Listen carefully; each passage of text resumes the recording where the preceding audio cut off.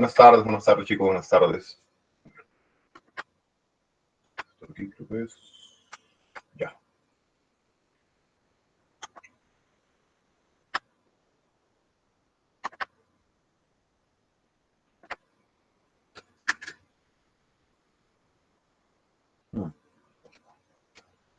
Buenas tardes con todos, gracias. Muy bien, vamos a empezar la clase de hoy. El día de hoy tenemos que hablar de 4 movimientos literarios, entiéndase el Renacimiento, también el Barroco, que bueno, ambas son parte de lo que vendría a ser el siglo, la Edad de Oro. Luego pasaríamos al Romanticismo y el Realismo. Pero antes de ir propiamente con lo que es la denominada Edad de Oro, tendríamos que hablar de William Shakespeare y el Renacimiento. Así que comencemos. Muy bien. Tenemos aquí un esquema que trata de resumir los temas que vamos a abordar el día de hoy, a excepción del llamado neoclasicismo, porque recuerda que el periodo neoclásico fue retirado del prospecto. Por cierto, hablando acerca del prospecto, San Marcos ha procedido como algunos profesores deducíamos que iba a proceder.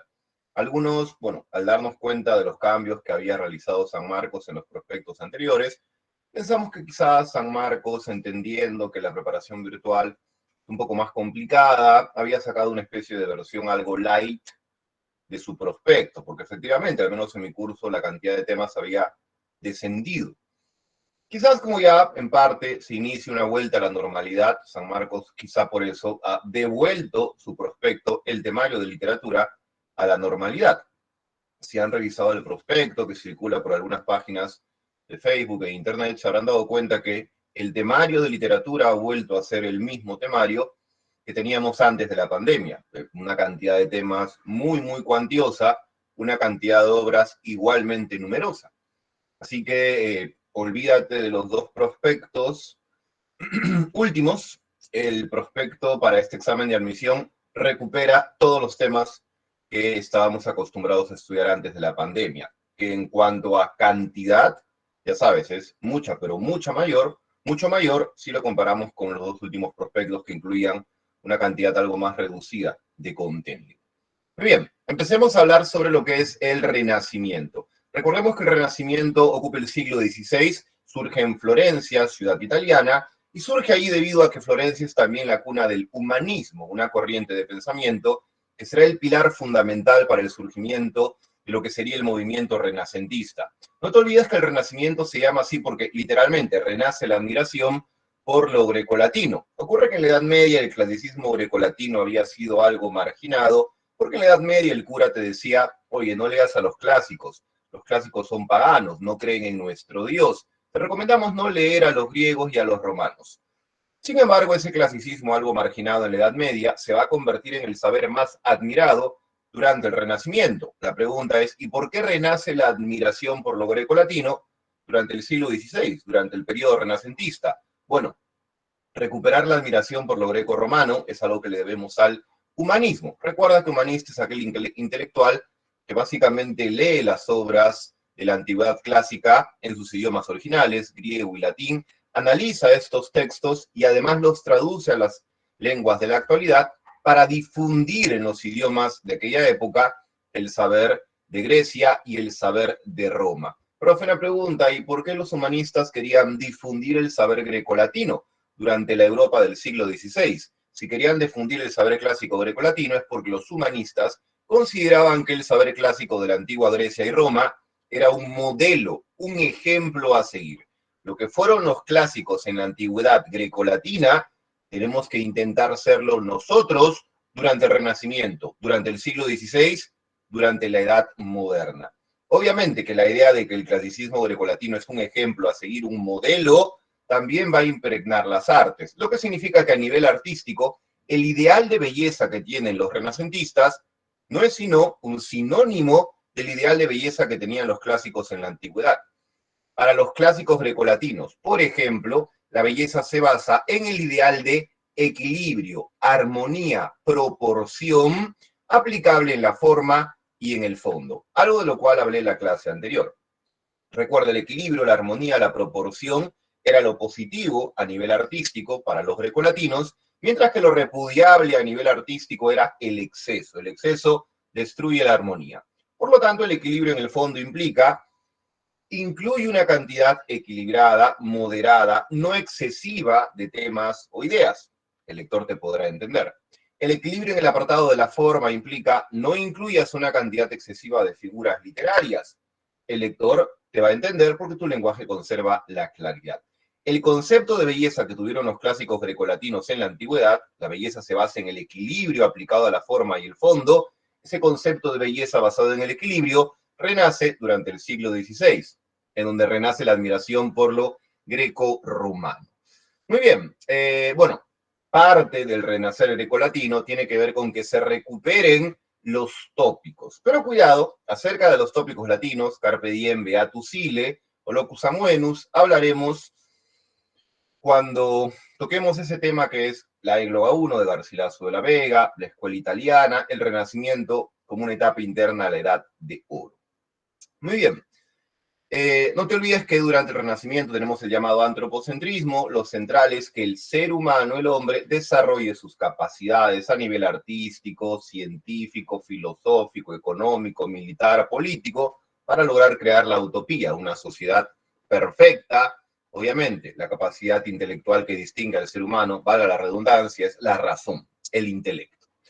Dentro del Renacimiento nosotros estudiamos a William Shakespeare, autor del siglo XVI, aunque cuidado, Shakespeare tiene características del Renacimiento y también del Barroco, porque Shakespeare vivió las décadas finales del siglo XVI, tiene por eso rasgos renacentistas en su obra, y también vivió las décadas iniciales del siglo XVII, también tiene características de la etapa barroca. Recordemos lo siguiente, mientras que a los renacentistas les gusta la claridad, la sencillez, a los barrocos les gusta lo contrario, les gusta la complejidad, que logras no mediante un estilo sencillo, sino mediante un estilo absolutamente recargado con gran cantidad de conceptos o gran cantidad de figuras literarias. Así que no lo olvides, Renacimiento, sencillez que contribuye a la claridad.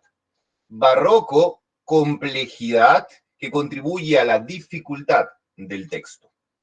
Pero por ahora estamos pensando en el Renacimiento. Y en un instante te diré qué características barrocas puedes encontrar en Shakespeare. Recuerda que Shakespeare es un autor inglés que dentro de la literatura de Inglaterra forma parte del llamado teatro isabelino. Shakespeare como dramaturgo, porque recuerda que también fue autor de obras poéticas como Venus de Adonis, El rapto de Lucrecia o sonetos. Pero en su faceta de dramaturgo se encuentra integrado al llamado teatro isabelino. La reina Isabel I fue mecenas de William Shakespeare y financió su arte. En el teatro escribió tragedias, comedias y dramas históricos. Profe, ¿cómo distingo un drama histórico de una tragedia? Muy simple, el drama histórico tiene como base argumental hechos históricos del país del autor. Un drama histórico se basa en el pasado inglés. Una tragedia, no. ¿Ok? En cuanto a las características generales, recuerda, Shakespeare carece de originalidad porque en sus obras básicamente tenemos textos que se basan en las obras de autores anteriores. Hamlet se basa en la crónica de ese autor danés llamado Saxo Grammaticus, o por ejemplo, Romeo y Julieta se basa en la crónica de ese autor italiano llamado Matteo Bandello. Temas, argumentos y personajes son tomados de obras anteriores, no es una obra que podamos calificar de originalidad. ¿Qué es un arquetipo? Recuerda que un arquetipo es un personaje que sirve de modelo porque representa a la perfección cómo actúa un ser humano cuando está dominado por una pasión. Profe, pasión, amor, ¿no? No, cuidado. Pasión es cualquier sentimiento intenso, tan intenso que te controla por completo, gobierna tu conducta, domina tu comportamiento. Habiendo dicho eso, el amor puede ser un tipo de pasión, puede ser uno de esos sentimientos que gana tanta intensidad que te gobierna de manera absoluta. ¿Quién es el arquetipo del amor en la obra de Shakespeare, Romeo y Julieta? Porque estos personajes son un modelo que representa a la perfección como actúa un adolescente cuando está dominado por el amor. Pregunta para ustedes, ¿quién es el arquetipo de esa pasión, de ese sentimiento intenso que es la duda? ¿Qué personaje de Shakespeare vendría a ser el arquetipo de la duda? ¿Alguna idea? Los leo en el chat para iniciar con las intervenciones. ¿Qué personaje de Shakespeare es el arquetipo, el modelo perfecto que demuestra cómo actúa alguien cuando está dominado por la duda? ¿Alguna idea, alguna intervención, alguna sugerencia? Los leo en el chat. Ok, bueno, espero que este silencio sea una especie de extrañísimo pánico escénico. Digo extrañísimo pánico escénico porque aquí nadie los ve, ¿ok? Efectivamente, Edgar, muchas gracias por la respuesta que es correcta. Hamlet, recuerda el monólogo más famoso de Hamlet, ser o no ser, y ahí el dilema.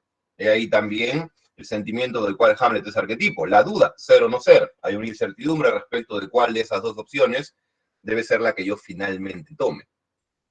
Así que Romeo y Julieta son un arquetipo del amor porque demuestran cómo actúa alguien dominado por un sentimiento intenso, en este caso amoroso. Hamlet es el arquetipo de la duda, este personaje es un modelo perfecto de cómo actúa alguien dominado por una incertidumbre.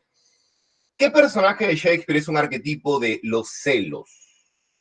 ¿Alguna idea? Otra vez los leo en el chat. ¿Qué personaje de Shakespeare es un arquetipo de ese sentimiento intenso, de esa pasión en la cual pueden convertirse los celos? Exacto, muy bien, Juan y Fernando, Otelo. Excelente, Otelo asesina a su esposa Desdémona creyéndola infiel, pero ella es una mujer completamente honesta. Todas las sospechas son producto de una película enferma que se ha inventado Otelo, producto de los celos. El arquetipo del amor paternal es el Rey Lear, el arquetipo, el modelo de la ambición sería Macbeth. Cuidado, cuando tú lees las obras teatrales de Shakespeare te llevas una sorpresa. Y la sorpresa, bueno, también gracias Chantal por la intervención, la sorpresa que uno se lleva cuando lee las obras dramáticas de Shakespeare es que el lenguaje de Shakespeare es un lenguaje muy próximo, muy cercano al de la poesía. Profe, una pregunta, ¿qué características debe tener el lenguaje de una obra para que yo lo califique de lenguaje lírico? Recuerda, no importa de qué género sea una obra, si tu obra embellece la expresión con figuras literarias, puedes decir que el lenguaje de esa obra es lírico, sin importar que estés hablando, por ejemplo, de una obra dramática. Repito, no importa de qué género sea la obra. Si esa obra embellece la expresión con figuras literarias, su lenguaje es lírico, porque sabemos que en el género lírico es en donde se emplean constantemente figuras literarias como la metáfora, la antítesis, el símil y un largo etcétera. Efectivamente, tú lees Romeo y Julieta y vas a encontrar un lenguaje que intenta alcanzar la belleza del lenguaje poético, apelando a distintas figuras, sobre todo a la metáfora. Cuidado, porque esto fue pregunta de examen de admisión. San Marcos preguntó lo siguiente, o mejor, complemento la explicación y luego retomo la pregunta que hizo San Marcos. Cuidado con el siguiente detalle. Las figuras literarias le aportan dos cosas al lenguaje de Shakespeare. Número uno, belleza lírica, belleza poética. Las figuras literarias le aportan al lenguaje de Shakespeare belleza poética, aproximan la belleza del lenguaje de esas obras teatrales a la belleza que calza el lenguaje de la poesía. Ya, profe, las figuras literarias le aportan belleza poética al lenguaje de Shakespeare. Profe, ¿qué otra cosa le aportan las figuras literarias al lenguaje de Shakespeare? Las figuras literarias también le aportan al lenguaje de Shakespeare elaboración, complejidad, sofisticación barroca. Porque recuerda, lo sofisticado, lo complejo, lo elaborado es barroco. Te dije que Shakespeare vivió las décadas finales del siglo XVI, Renacimiento, y las décadas iniciales del siglo XVII, barroco. ¿Qué elementos barrocos tiene Shakespeare? Un lenguaje elaborado, sofisticado, complejizado a través de figuras literarias. En resumen, Shakespeare, a través de las figuras literarias, le aporta a su lenguaje belleza poética y complejidad, elaboración barroca. Y esto fue pregunta de examen de admisión. Cuidado, San Marcos tiene distintos modelos de preguntas, y un modelo de pregunta exige que el alumno sepa no solamente las características de una obra, sino la manera en que esa obra puede conectarse con una determinada etapa literaria. San Marcos hizo la siguiente pregunta: señale un rasgo barroco en la obra Romeo y Julieta. Ya sabes que San Marcos, suele complicarte de la siguiente manera. Te coloca 4 características, las 4 pertenecen a Romeo y Julieta. Profe, ¿cuál marco? La característica que se vincule con el movimiento barroco, porque eso pedía la pregunta. La respuesta en aquella pregunta fue la siguiente. O mejor dicho, el enunciado era, señale un rasgo barroco en la obra Romeo y Julieta. Y la respuesta fue, elabora, complejiza el lenguaje mediante el uso de la metáfora. Porque la elaboración, la sofisticación, la complicación es barroca. Así que estoy explicando cosas que vienen, ya han venido, podrían volver a venir, porque a veces San Marcos te coloca la misma pregunta, solo que replanteada de alguna manera sutil. Muy bien. Ok. Bueno, reforma el teatro por la belleza poética que le aporta, por la inclusión de arquetipos. Muy bien.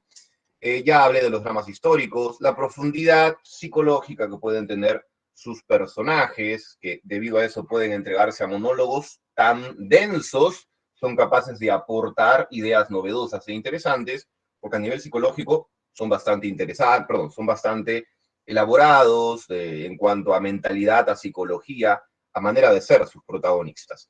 Hablemos sobre Romeo y Julieta, género dramático, especie de tragedia, 5 actos, cuidado, emplea el verso y la prosa. El verso tiene mayor presencia. ¿Por qué? Lo que pasa es que el verso suele ser empleado por los nobles, la prosa por los criados. En esta obra hay más nobles que criados, por eso predomina el verso sobre la prosa. ¿Ok? Recuerda que seguimos en el apartado de la forma, género dramático, especie tragedia, verso y prosa, hay un lenguaje poético por el uso de figuras literarias. En cuanto al apartado del fondo, del contenido, número 1, el tema, ya sabes que el amor que supera obstáculos sociales. En la sociedad italiana hay un obstáculo para el amor de Romeo y Julieta, el odio que se tiene en las familias, pero no te olvides, en esta obra el amor supera al odio. ¿Qué, profe, no era al revés? No. El amor supera al odio, por eso a pesar de que las familias se odian, estos jóvenes pueden amarse. El amor supera al odio. Temas secundarios como las rivalidades políticas o las luchas por el poder. Como son familias poderosas a nivel económico, han accedido al poder político y también tienen una rivalidad en dicho ámbito. Pregunta para ustedes. Además de Verona, ¿cuál es el otro escenario de Romeo y Julieta? Además de Verona, que es el escenario principal, ¿qué otra ciudad italiana sirve de escenario a Romeo y Julieta? Cuidado, que los escenarios en cuanto a ciudades son solo dos. ¿Cuál es el otro escenario de Romeo y Julieta, además de Verona? Pregunta sencillísima, donde las haya. Nada. Cuidado, chicos, ya sabes que el temario ha vuelto a ser el temario previo a la pandemia. Hay que recuperar el nivel académico también previo a la pandemia, que entiendo puede ser un poco difícil por la enseñanza virtual, pero es lo que está exigiendo San Marcos. Muy bien, la respuesta es Mantua, Mantua. Escenario principal, Verona, escenario secundario, Mantua, ahí destierran a Romeo, luego de haber matado a Teobaldo. En cuanto al... cuidado, no te olvides que esta obra se ambienta en las ciudades italianas de Verona y Mantua durante la época medieval. El lugar son ciudades italianas, la época es la Edad Media. Muy bien, en cuanto al argumento, bueno, sabemos que en esta obra no solamente se odian los nobles, también los criados, de hecho la obra se inicia con criados peleando entre sí. En cuanto a la lista de muertos, no te olvides que el primero en morir es Mercucio, asesinado por Teobaldo, luego va a morir Teobaldo, al cual lo asesina Romeo, Romeo luego será desterrado por el príncipe Escala o Escalus, el príncipe de Verona. Sabemos que luego va a morir Paris, asesinado por Romeo en un duelo en el mausoleo. Luego se suicida Romeo, luego se suicida Julieta. La última muerte de la cual se entera el espectador es la muerte de la señora Montesco, la mamá de Romeo. Recuerda que la señora Montesco, la madre de Romeo, muere al enterarse que su hijo había sido desterrado. Cuando las familias al final de la obra se reúnen en el mausoleo, ahí es cuando el señor Montesco, el padre de Romeo, revela: mi esposa murió al saber que nuestro hijo había sido desterrado a Mantua. Así que son 6 los muertos de la obra: Mercucio, Teobaldo, Paris, Romeo, Julieta y la señora Montesco, la mamá de Romeo. No te olvides que Rosalina no es personaje de la obra, solo es mencionada. Para ser el personaje de una obra teatral hay que estar presente, hay que aparecer en el escenario y tener un diálogo. Cuidado, Mercucio y Paris son primos del príncipe de Verona, son primos del príncipe Escala. Profe, ¿Mercucio no era primo de Romeo? No, Mercucio y Paris son primos del príncipe Escala. ¿Quién es el primo de Romeo? Benvolio, Benvolio, no te olvides de eso. El cura que casa a Julieta y a Romeo en secreto se llama Fray Lorenzo. No confundir con Fray Juan, que es el cura que debe llevar una carta a Romeo en Mantua, pero no lo logra. Y en Mantua, un criado de Romeo llamado Baltasar le dice: oye, Romeo, ¿te enteraste? Se murió la hijita de los Capuleto. Baltasar es el criado Montesco, que en Mantua le comunica a Romeo la supuesta muerte de Julieta. Fray Juan le iba a explicar todo el plan, que la muerte de Julieta era fingida, pero no lo logró. No confundir a Fray Juan, que lleva la carta, con Fray Lorenzo, que repite es el cura que casa a Romeo y a Julieta en secreto. Muy bien. Ok, creo que hasta ahí con lo que tiene que ver con Shakespeare. Las demás etapas las voy a ir desarrollando con las diapositivas posteriores. Muy bien, tenemos aquí preguntas. En torno al argumento de Romeo y Julieta, señale lo correcto. Me pueden por ahí decir las claves que tengan en mente. Recuerden que la idea es intervenir. Si se equivocan, no hay problema, hay que equivocarse aquí. El problema es equivocarse ya en el examen de admisión. En torno al argumento, Romeo y Julieta señale lo correcto. A, Romeo vuelve a Verona gracias al aviso de Fray Juan. B, ya desde su primera aparición, Romeo sufre por Julieta. C, las rencillas solo se dan entre nobles de ambas familias. D, los hechos sangrientos involucran a familiares del príncipe Escalus o Escala. ¿Cuál sería la respuesta correcta? Los leo en el chat. Si han estado atentos, no deberían demorar ni un segundo en responder de manera adecuada. Avión, beso, casa o dedo. ¿Qué dicen ustedes?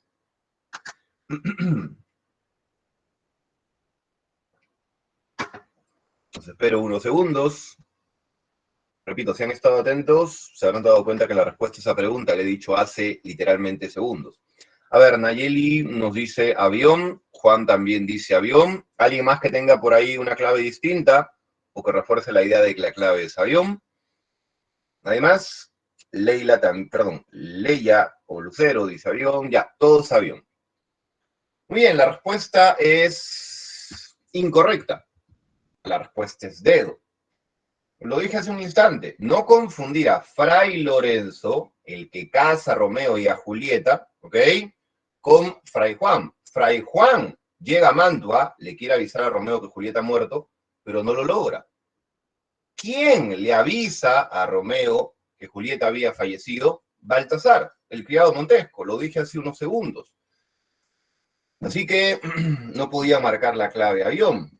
Repito, lo dije hace unos segundos. La respuesta correcta es dedo.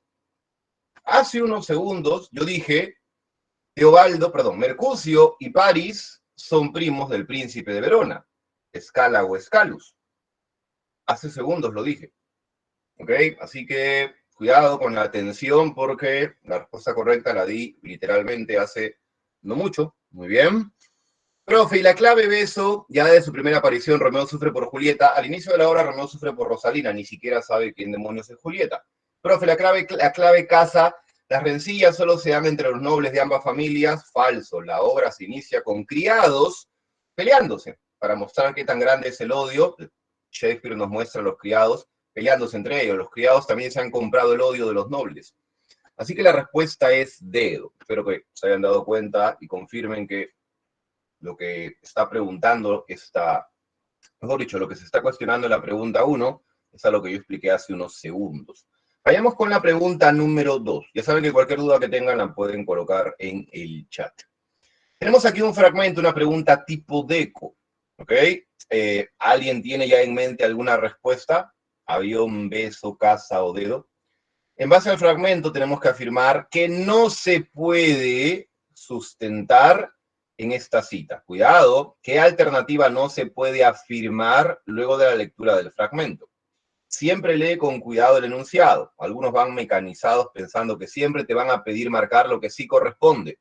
No, aquí te están pidiendo marcar lo que no corresponde. ¿Cuál de esas 4 claves afirma algo que no tiene relación con el enunciado, con el fragmento? A ver, Edgar me dice dedo. ¿Alguien más que quiere intervenir? ¿Alguien que refuerce la idea de que es dedo? ¿O ponga en la palestra una clave distinta? ¿Alguna idea? 3, 2, 1. La respuesta correcta vendría a ser, efectivamente, Fernando, dedo. A ver, la pasión de los jóvenes rompe todo tipo de convención social. Bueno, recuerda que se están casando en secreto, escondidas de los familiares, ¿ok? Eso es verdadero, es correcto, no lo puedes marcar, te pide marcar lo incorrecto. Fray Lorenzo es... para sustentarlo en el fragmento, rompe la convención social. Esta noche tú serás quien lleve la carga, porque esa noche Romeo la va a visitar en su habitación y ya te imaginas que esto de tú vas a llevar la carga tiene incluso una connotación sexual, lo que obviamente no era correcto en aquella época, sobre todo si es que la familia no está enterada de que hay un matrimonio de por medio. Fray Lorenzo es cómplice de este matrimonio en secreto, corre a la celda de Fray Lorenzo, te espera un marido para hacerte esposa. Fray Lorenzo los va a casar allí, ¿ok? El ama de llaves apoya a Julieta. Bueno, quien haya leído el fragmento se da cuenta que esto es obvio, es ella la que le está avisando, ve a la celda de Fray Lorenzo, que ahí él los va a casar. El amor de Romeo y Julieta, de Romeo por Julieta es plenamente espiritual. Bueno, vuelvo aquí. Yo voy a otro sitio por una escalera, con la que tu amado, cuando sea de noche, subirá a tu nido. Tú serás quien lleve la carga. Ya te imaginas que aquí, cuidado, no es extraño que en esta obra los criados y también un poco Mercucio se permitan ciertas intervenciones en doble sentido. Muy bien. Así que la respuesta vendría a ser dedo. Si hay una connotación sexual implícita en este fragmento, no hablamos de un amor únicamente espiritual, es un amor que se manifiesta a través de lo carnal. Ya saben, si alguien tiene alguna duda con alguna clave, la coloca en el chat, aunque yo estoy tratando de descartar las claves una por una. A ver, esta pregunta súper breve. William Shakespeare tiene características renacentistas y neoclásicas, esto debido a que vivió entre los siglos XVI y XVII. Entre sus dramas históricos destaca Hamlet, mientras que una de sus obras líricas es Venus y Adonis. ¿Cuál sería la respuesta correcta? Ya sabes que esta pregunta funciona de la siguiente manera. ¿Lo que está subrayado es verdadero o falso? Hay 4 subrayados: neoclásicas, siglo XVI y XVII, dramas históricos, líricas. Esos enunciados subrayados son verdaderos o falsos. ¿Alguna idea? Los leo en el chat. Ustedes dirán. Avión, beso, casa o dedo.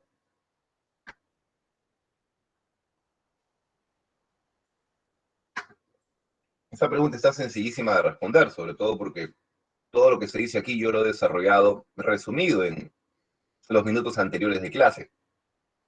¿Alguna idea? Bueno, ahora que me doy cuenta, está incluso más sencillo de lo que esperaba, porque descartas una que otra y ya tienes la clave completa. Se acaba el tiempo. 3, 2, 1. A ver, Nayeli me dice C, Walter también, Brigitte también, parece que hay consenso. La respuesta vendría a ser, efectivamente, felicitaciones por ustedes, casa. A ver, Shakespeare tiene características renacentistas y neoclásicas. Falso, características renacentistas y barrocas, ¿ok? A menos que Shakespeare viviera 3 siglos, podría tener características neoclásicas, pero obviamente no es el caso. Entre los siglos XVI y XVII, verdadero, ¿ok? Entre sus dramas históricos destaca Hamlet, falso. Un drama histórico se basa en el pasado inglés. Hamlet se ambienta en Dinamarca, nada que ver. Una obra lírica de Shakespeare es Venus y Adonis, verdadero, al igual que El rapto de Lucrecia y su obra Sonetos. Muy bien, excelente, felicitaciones por acertar. Hablemos ahora de lo que sería la Edad de Oro, también llamado el Siglo de Oro. Recuerda que la Edad o el Siglo de Oro internamente tiene 2 etapas: Renacimiento y Barroco. Renacimiento siglo XVI, Barroco siglo XVII. Ya sabes que en el Renacimiento hay un optimismo, una confianza en la capacidad del ser humano, antropocentrismo. Hay un optimismo, una confianza en la capacidad del ser humano para que éste pueda prácticamente guiar a la humanidad hacia un progreso bastante satisfactorio. Eso en el Renacimiento. Pero el siglo XVII es otro cantar. Recuerda que el siglo XVII es una época de crisis generalizada. En Europa no hay optimismo como el Renacimiento, sino pesimismo. Muy bien. Ahora, en cuanto a los ideales estéticos, a las concepciones de belleza, recuerda lo que dije hace unos minutos: Renacimiento, sencillez para conseguir claridad, que el texto sea fácilmente comprensible, mientras que en el Barroco se busca apelar al exceso de ideas, de figuras literarias, para que la obra sea clara. No, para que la obra sea compleja, difícil. Sencillez y claridad, complejidad, dificultad, basada en el exceso de temas, conceptos o de figuras literarias. Esto último es el barroco. Bueno, tienes ahí una serie de elementos aludidos en relación al contexto histórico. Por cuestiones de tiempo nos centramos nosotros no en el contexto histórico, sino en lo que vendría a ser las características de un periodo literario. Cuidado, para San Marcos la Edad de Oro destaca en todos los géneros literarios. Épico, tienes ahí las novelas Lazarillo de Tormes, Don Quijote de la Mancha. Lírico, la Égloga 1 de Garcilaso de la Vega. Y en el género dramático, los dramas de Lope de Vega o Calderón de la Barca. Recuerda, San Marcos solamente reconoce 3 géneros: épico, lírico y dramático. Todo lo que tú colocabas en el género narrativo, características y especies, lo ubicas en el género épico. Así funciona el tema géneros literarios en San Marcos. Muy bien, empecemos a hablar sobre lo que sería la lírica. En cuanto a la poesía, recuerda que la lírica de la Edad de Oro agrupa distintas escuelas. A nivel literario, ¿qué es una escuela? un grupo reducido de autores con un líder muy visible, autores que escriben sobre los mismos temas y empleando un mismo estilo. Muy bien. La escuela más destacada en la Edad de Oro es la escuela italiana, que cuidado, agrupa autores españoles que en la España del siglo XVI escriben poesía muy influenciados por el italiano Francesco Petrarca. Por eso a la escuela italiana también le llaman escuela petrarquista. ¿Quién es el máximo representante de la escuela italiana? Garcilaso de la Vega, también llamado el Petrarca español. Luego de la escuela italiana surge, dentro del Renacimiento, la escuela salmantina, representada por Fray Luis de León, la escuela sevillana, representada por Fernando de Herrera. Todo eso en el Renacimiento. Posteriormente, en la segunda etapa de la Edad de Oro, el Barroco, surgirá la escuela conceptista y la escuela culterana, con representantes que están debidamente aludidos en la diapositiva. Sin embargo, a San Marcos le interesa la égloga 1, Garcilaso de la Vega, la escuela italiana. Muy bien. Cuidado con el siguiente detalle. Pregunta para ustedes. ¿Cómo se llama el tópico literario que emplea la égloga 1? ¿Cómo se llama el tópico literario que emplea la égloga 1? ¿Alguna idea? ¿Alguna intervención en el chat? Tópico literario empleado por la égloga 1 del poeta español Garcilaso de la Vega. ¿Alguna idea?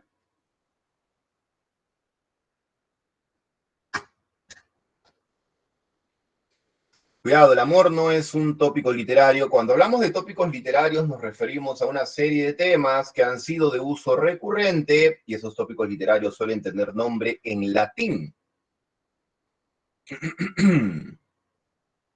A eso me refiero con tópicos literarios. Temas con denominación latina que, bueno, eran propios del clasicismo romano, pero renacen, se ponen de moda nuevamente en el Renacimiento. Exacto, muy bien, Eduardo, la respuesta es correcta. De hecho, la respuesta estaba aquí, ¿ok? Pasa lo siguiente, ya sabes que en el Renacimiento renace la admiración por lo greco-latino. En el clasicismo latino, en el clasicismo romano, surgieron tópicos literarios. ¿Qué es un tópico literario? Un tema que aparece constantemente en las obras de muchos autores con el paso del tiempo. ¿Qué tópicos habían sido creados en la literatura clásica latina? El tópico Carpe Diem, que te invita a aprovechar el día, debido a que la vida es fugaz, hay que aprovecharla al máximo a cada instante. El tópico Beatus Ille, que elogia la vida pacífica del pastor. Y número 3, el Locus Amoenus. ¿Cuál es el lugar ameno, el lugar ideal? El campo, la naturaleza. ¿Ok? Esos 3 tópicos fueron creados en la literatura clásica latina. Como el Renacimiento se pone de nuevo, perdón, como el Renacimiento se pone de moda lo clásico, poetas como Garcilaso de la Vega van a tomar tópicos del clasicismo latino y los van a incluir en sus obras. En la obra Égloga 1 se aplica el tópico Locus Amoenus, porque la Égloga 1 nos presenta pastores que habitan el campo y el campo será descrito como un lugar ameno, como un lugar ideal, como un lugar perfecto. Pero vayamos en orden. Renacimiento, primera etapa de la Edad de Oro, escuela italiana, Garcilaso de la Vega y el Petrarca español. Égloga. Cuidado, las églogas en 3, pero San Marcos nos pide centrarnos en la égloga 1. En la égloga 1 tenemos una obra del género lírico, la especie se llama égloga, y toda égloga siempre aborda 2 temas. Número 1, la naturaleza, porque la égloga está protagonizada por pastores que habitan el campo. Número 2, el amor. Siempre en una égloga hay una temática vinculada al espacio natural y otra vinculada al amor. Porque el pastor en el espacio rural, en la naturaleza, lamenta penurias de amor. Sabemos que en la égloga 1 los pastores protagonistas son Salicio y Nemoroso. Muy bien. Pregunta para ustedes, ¿qué lamenta Salicio en la égloga 1? ¿Qué lamenta Salicio en la égloga 1? Esa es mi pregunta para ustedes. ¿Qué lamenta Salicio en la égloga 1? ¿Alguna idea? ¿Qué lamenta Salicio en la égloga 1? Ustedes dirán. Se acaba el tiempo. 3, 2. Exacto, muy bien, Kevin. El desdén, el rechazo, la choteada, la frienzoneada que le dio Galatea. Recuerda, en la égloga 1 se habla de un amor frustrado. En el caso de Salicio, su amor ha sido frustrado por el desdén, el rechazo de Galatea. En el caso de Nemoroso, su amor se ha visto frustrado por la muerte de su amada Elisa. Cuidado con este detalle. En las églogas suele haber diálogos, pero en la égloga 1 no. En la égloga 1 hay monólogos, monólogo de Salicio al amanecer, monólogo de Nemoroso al atardecer. Repito, en la égloga 1 hay monólogos. Y por cierto, en la égloga 1 está idealizado el espacio. La naturaleza es perfecta. Sabemos que en la realidad la perfección no existe, pero en la égloga 1 la naturaleza es sinónimo de perfección absoluta. La naturaleza, el espacio está idealizado, es perfecto en la égloga 1. También está idealizado el pastor, ¿ok? Porque el pastor en la égloga 1 tiene un lenguaje bellísimo que en la realidad los pastores no tenían, porque en la realidad el pastor era analfabeto, su lenguaje era rústico. Así que en la égloga 1, el espacio, la naturaleza y el pastor están idealizados. Son muy superiores a cómo era la naturaleza y el pastor en el mundo real, ¿ok? Ya sabemos los versos más famosos: oh, más dura que mármol a mis quejas, y al encendido fuego en que me quemo, más helada que nieve, Galatea. Creo que sería por ahí lo central en relación a la égloga 1. Sí, continuemos. A ver, tenemos aquí algunas preguntas, vamos a resolverla. Lee el siguiente fragmento de la égloga 1 y qué tema se evidencia en el texto. Ok, cuidado con el siguiente detalle. Si tienes una pregunta tipo DECO, trata de chequear las claves antes de leer el fragmento. ¿Por qué? Porque algunas claves se pueden descartar sin leer el fragmento. ¿Qué, profe? Sí, claro. Por ejemplo, la clave avión ya deberían haberla descartado todos sin leer el fragmento. Mira lo que dice la clave avión. El desprecio de Elisa por Nemoroso. Un momento. Yo no necesito leer el fragmento para saber que eso es falso. En la obra, quien desprecia es Galatea, rechazando a Salicio. La clave avión se descarta de inmediato. Profe, la clave beso se puede descartar también si leer el fragmento. Claro, el desprecio amoroso de Elisa. Elisa está muerta hoy, Elisa no desprecia a nadie. Segunda clave que descartamos si leer el fragmento. Profe, a ver, la clave casa, la muerte se convierte en una esperanza. Profe, podría ser la clave, ¿ok? Clave dedo, la idealización de Elisa ha logrado que el pastor considere imposible obtener su amor. Bueno, tenemos dos claves. ¿Cuál de las dos es la correcta? ¿Qué dicen ustedes? Ya te descarté dos. Casa o dedo. Y por favor, no se olviden de esto cuando vayan al examen de admisión. Una chequeada a las claves antes de leer el fragmento, porque como he demostrado ahora, se pueden descartar claves sin leer el fragmento. Si la clave internamente dice algo que no se relaciona con la obra, la descarta sin leer el fragmento. Pero si una clave me dice algo que sí pertenece a la obra, bueno, ahí sí tienes que leer el fragmento para ver si el fragmento citado tiene que ver con lo que la clave dice. Porque cuando marques una clave, esa clave tiene que tener sustento en el fragmento. Profe, y si en la clave me dicen algo que tiene que ver con la obra, pero no es en el fragmento, no lo marcas. Porque la pregunta dice, según el fragmento, no puedes ignorar el fragmento. A ver, Nayeli nos dice que la respuesta es casa. Y efectivamente, Nayeli, tienes razón. Muy bien. Quien haya leído el fragmento se da cuenta de que es bastante evidente. También Fernando está de acuerdo. Divina Elisa, pues ahora el cielo con inmortales pies pisas y mides. Ahora mira lo que dice aquí, que se apresure el tiempo en que este velo rompa del cuerpo y verme libre pueda, y en la tercera rueda, contigo mano a mano, busquemos otro llano, otros montes, otros ríos.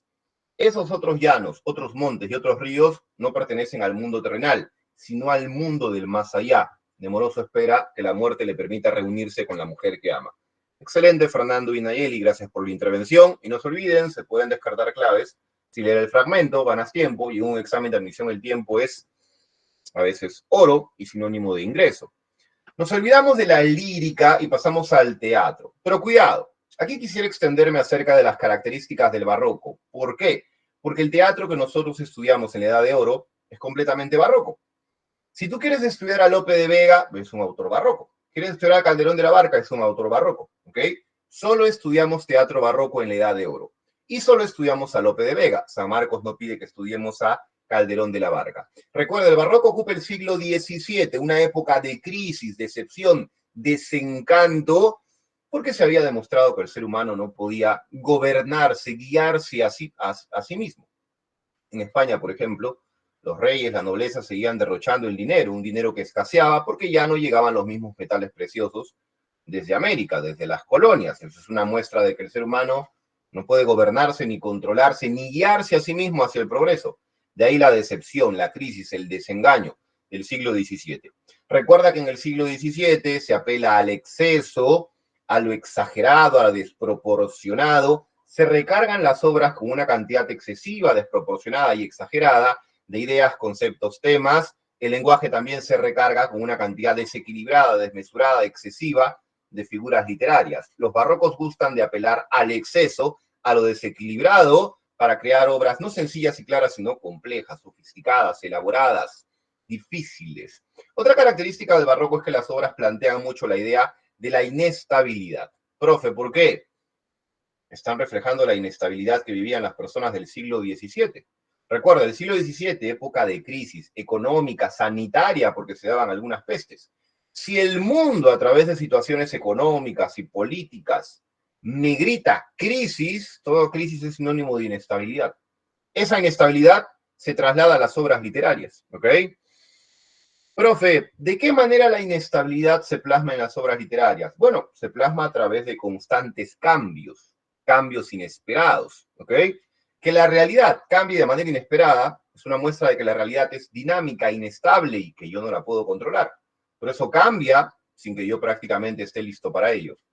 Ya, profe, entonces usted me dice que en el siglo XVII, debido a la crisis económica, política y sanitaria, las personas experimentaban el mundo como algo inestable, como algo que cambia constantemente. Usted me dice que la idea de inestabilidad, dinamismo y cambio está en las obras, sí. Profe, en las obras barrocas, ¿de qué manera podemos encontrar la inestabilidad, el dinamismo y el cambio? Pregunta para ustedes. La mentalidad de Don Quijote es dinámica porque cambia de manera drástica. ¿Qué cambio central experimenta Don Quijote al final de la novela? Repito, la mentalidad de Don Quijote es inestable y dinámica porque cambia. ¿Qué cambio experimenta la mentalidad de Don Quijote al final de la obra? Espero la respuesta de ustedes. La mentalidad de Don Quijote es inestable, es dinámica, por eso experimenta un cambio notorio al final de la novela. ¿Cuál es el cambio que experimenta Don Quijote al final de dicha obra? Espero sus respuestas. Hay distintas maneras de decirlo, pero en el fondo se hablaría de lo mismo. ¿Qué cambio drástico, notorio experimenta la mentalidad de Don Quijote al final de la obra? ¿Alguna idea?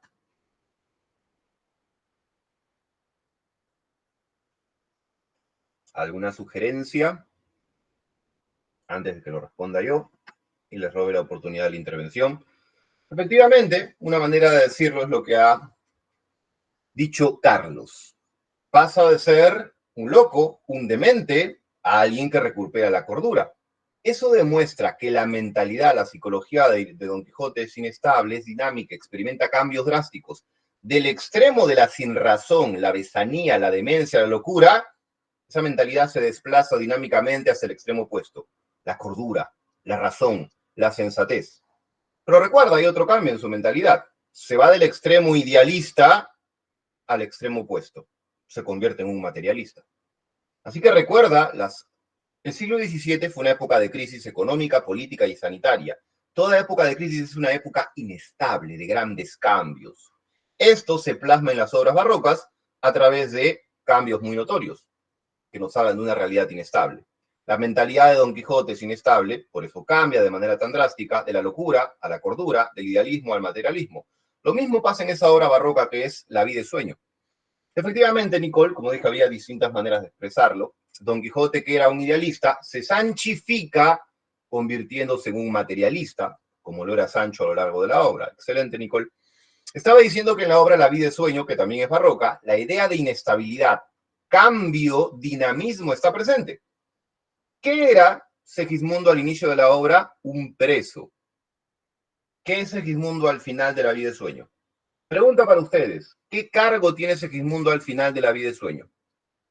¿Qué cargo tiene Segismundo? ¿Qué rol? Exacto, muy bien, Fernando. Se convierte en el rey, el monarca. Mira, de sujeto marginal, ¿ok? Preso, cambio absoluto, extremo, radical.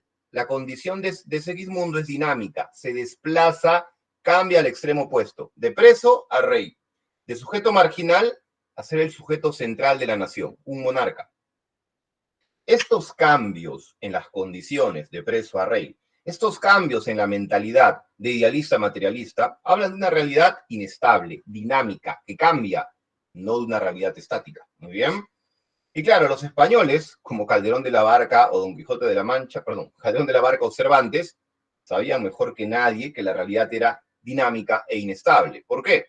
Por el cambio que había experimentado España, del auge y la bonanza renacentista a la crisis y la miseria propia del barroco.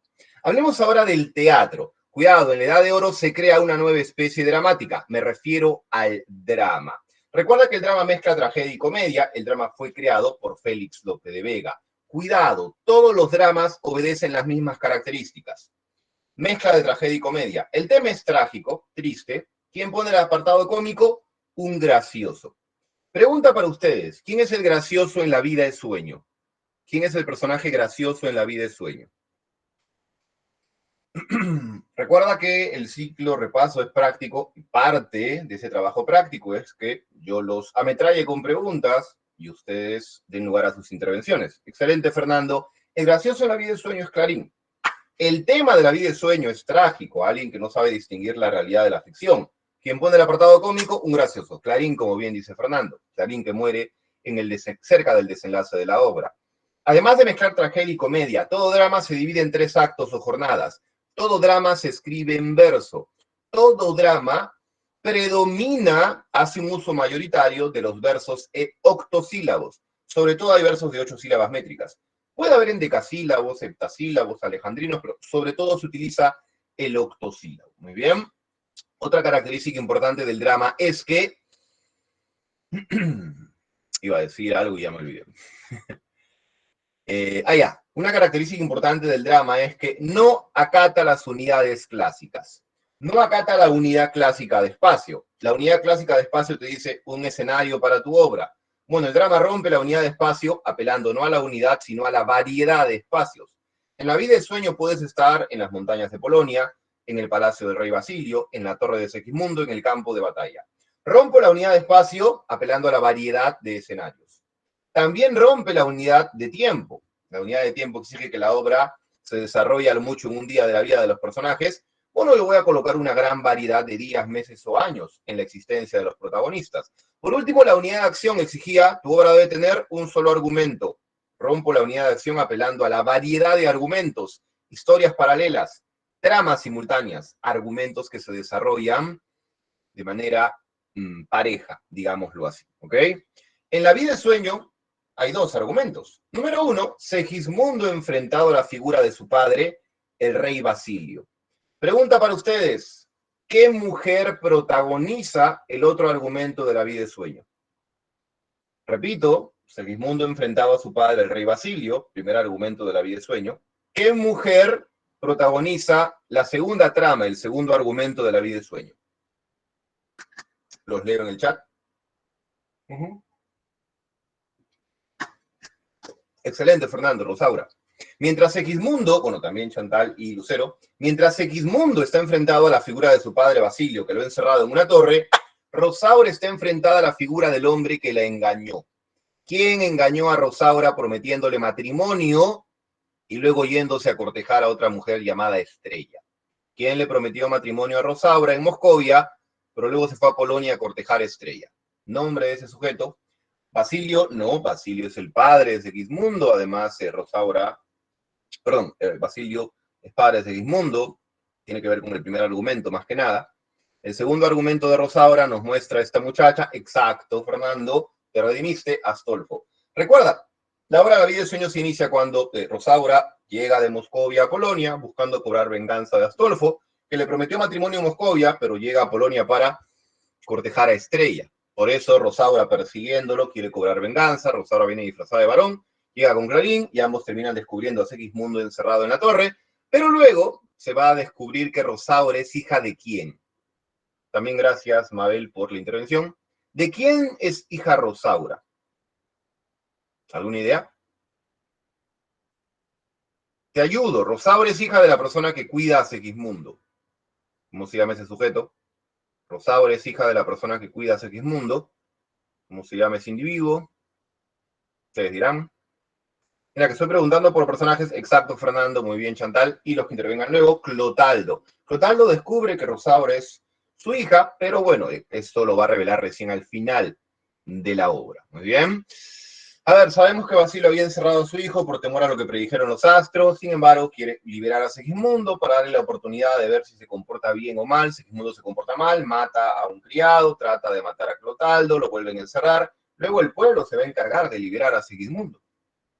Claro que a Segismundo le hacen creer que en realidad él nunca salió de la torre, que todo fue un sueño. Ahí es donde se ve el tema central de la obra, la incertidumbre entre qué es realidad y qué es ficción. Segismundo se pregunta, ¿yo siempre he sido un preso que soñó ser un rey?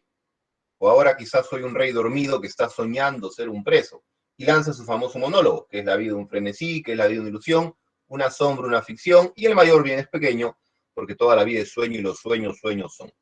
A ver, en orden, género dramático, especie de drama, división en 3 actos, cuidado. El lenguaje de la obra La vida es sueño es un lenguaje barroco, complejo, más exactamente un lenguaje culterano. Profe, ¿cuándo un lenguaje es culterano? Cuando complejiza la expresión con metáforas, hipérbatos y figuras, perdón, y referencias mitológicas. Repito, el lenguaje de Calderón de la Barca es culterano porque complejiza el estilo con metáfora, hipérbatón y referencias mitológicas. De hecho, la primera palabra de La vida de sueño es una referencia mitológica. Hipogrifo violento. Y el hipogrifo es un ser mitológico que mezcla águila, caballo y león, ¿ok? Referencia mitológica, metáfora e hipérbatos, 3 recursos para alcanzar el lenguaje culterano, complejizar la forma como yo me expreso. Además de ser un lenguaje culterano, es un lenguaje poético. Profe, ¿por qué? Porque se emplean figuras literarias. Cuando un lenguaje embellece el estilo con figuras literarias, ese lenguaje es poético, sin importar que hablemos de una obra dramática como La vida es sueño. Se apela a la técnica del monólogo y también a la técnica de la alegoría. Recuerda, una obra es alegórica cuando emplea una cantidad importante de símbolos. Segismundo simboliza el libre albedrío, la libertad. Basilio, su padre, simboliza la predestinación. ¿Ok? Y aquí tenemos conceptos opuestos. Profe, ¿por qué? ¿Qué implica el destino, la predestinación? Tú no puedes decidir lo que tu vida será. Eso lo decide el destino. ¿Qué significa la libertad? Yo puedo elegir voluntariamente lo que mi vida será en el futuro. Cuidado. Característica propia del barroco, que aún no he mencionado, los contrastes. Los contrastes, las antinomias, las antítesis, las oposiciones, son típicas del barroco y están en La vida de sueño. Segismundo simboliza la libertad. Basilio simboliza el destino, conceptos opuestos. La libertad implica voluntariamente decido lo que mi vida será. El destino implica no tienes libertad alguna para elegir tu existencia. Tu vida será lo que el destino haya decidido con anterioridad. Profe, otro ejemplo de que las obras barrocas apelan mucho a los contrastes. Don Quijote de la Mancha. Sancho Panza, clase baja. Don Quijote, clase alta. Sancho Panza, cuerdo. Don Quijote, loco. Sancho Panza, lenguaje campechano, coloquial. Don Quijote, lenguaje señorial, elegante. Sancho Panza, materialista. Don Quijote, idealista. En las obras barrocas gustan mucho los contrastes. Cuidado, porque esto fue pregunta de examen de admisión. San Marcos preguntó, señale un rasgo barroco en Don Quijote de la Mancha. Y la respuesta fue, en la obra Don Quijote de la Mancha hay una presencia de antinomias, oposiciones, contrastes, como la que plantea el tema principal, idealismo opuesto al materialismo. Volviendo a La vida de sueño, recuerda, obra alegórica, Segismundo simboliza el libre albedrío, la libertad, Basilio, el destino. ¿Qué es lo que triunfa, obviamente? La libertad. Por eso Segismundo es el que termina prácticamente triunfando en la rebelión y ejerciendo su libertad, decide que no va a hacer que el destino se cumpla, no va a humillar al padre, como decían los astros. Segismundo termina perdonando a su progenitor. Ahí Basilio se da cuenta de que su hijo era un hombre sensato, los astros se equivocaron y le coloca la corona haciéndolo rey. Cuidado, Calderón de la Barca es un autor que está, mejor dicho, es un exponente de la contrarreforma. Sabemos que la contrarreforma implica medidas que toma la Iglesia Católica para recuperar a los fieles que se habían alejado de la institución debido a la reforma protestante de Martín Lutero. Una medida que tomó la Iglesia Católica en la Contrarreforma fue predicar el cristianismo a través de las obras. Por ejemplo, en la obra La vida es sueño se predican ciertas ideas propias del cristianismo. Una de ellas, la voluntad de Dios es incognoscible. Nadie puede saber lo que Dios ha decidido para nosotros. Si uno pudiera saber lo que Dios decide para nosotros, podríamos conocer el destino y tener en claro, esto será mi vida, y no hay forma de que cambie. Pero eso no pasa en la obra. Basilio predice algo, y ese algo no se cumple, demostrando así que nadie puede conocer el destino. Por eso para el catolicismo, los adivinos, los astrólogos son estafadores. Nadie puede conocer la voluntad de Dios. Nadie puede decirte esto va a pasar en tu vida. Nadie. Por eso la persona que dice esto va a ocurrir, mi hijo me va a humillar, se equivoca, porque nadie puede conocer la voluntad divina. Predicar esa idea católica demuestra que Calderón de la Barca es un exponente de la Contrarreforma. Apoya a la Iglesia Católica difundiendo ideas en sus obras literarias. Además de escribir dramas, Calderón de la Barca escribió autosacramentales, obras teatrales de temática religiosa, como el Gran Teatro del Mundo. Y en esa obra teatral de temática religiosa llamada el Gran Teatro del Mundo, también encontramos la voluntad de predicar el catolicismo. Muy bien. Profe, ¿por qué el teatro de Calderón de la Barca es un teatro cortesano? Lo que pasa es que las obras de Calderón de la Barca, por su complejidad a nivel de lenguaje, exigen los lectores que tengan la mejor educación, los lectores más cultos, y esos estaban en la corte de los reyes. Repito, el lenguaje de Calderón de la Barca es complejo, exige espectadores o lectores cultos, con una gran educación, y obviamente solo en la corte de los reyes encontrabas a personas que tuvieran la formación educativa necesaria como para lidiar con las metáforas, los hipérbatos, conocer las referencias mitológicas, o lectores con una formación educativa tan importante como para procesar los temas densos que Calderón incluía en sus textos. Porque recuerda, por ejemplo, que el drama La vida es sueño es un drama filosófico. Basa su tema en una reflexión filosófica que está presente ya en el mito de la caverna de Platón. Lo que tú crees que es real podría ser una ficción inventada por alguien más. La duda, la incertidumbre entre qué es real y qué es ficticio, vivo o sueño, que es lo que sufre Segismundo. Además de ese tema central, hay temas secundarios como la libertad, el perdón del hijo al padre, Segismundo perdona a su progenitor. Tienes otro tema secundario como las luchas por el poder. Recuerda que hay una guerra civil en la obra, el pueblo apoya a Segismundo, el ejército apoya a Basilio y su decisión de cederle la corona a Astolfo. No olvides que Clarín muere cerca del desenlace de la obra, trata de huir de la guerra civil, pero una bala lo encuentra y lo mata. Ok, creo que sería lo central. A ver, vayamos con la respuesta a esta pregunta. Lee el siguiente fragmento de la obra La vida es sueño y responde qué tema se evidencia. Muy bien. Bueno, como aquí nos hablan de temas y no tanto de personajes y argumento, habría que leer todo el fragmento. Soy un hombre desdichado que por quererme guardar de la muerte la busqué. Yo que intenté evitar la guerra civil, he terminado falleciendo en el lugar en el cual me escondía de la muerte. Recuerda, a Clarín una bala perdida lo encuentra y lo mata.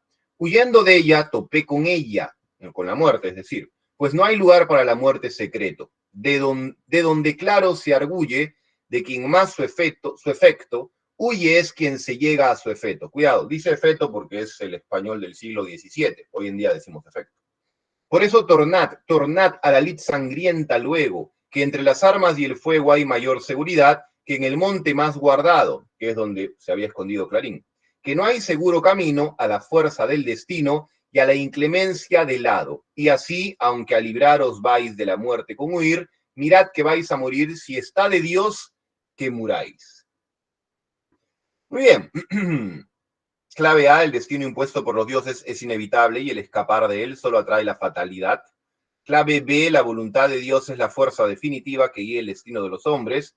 Clave C, la predicción de los astrólogos carece de fundamento por ser fatalistas. Clave D, la libertad para decidir sobre el futuro es el bien más preciado del hombre.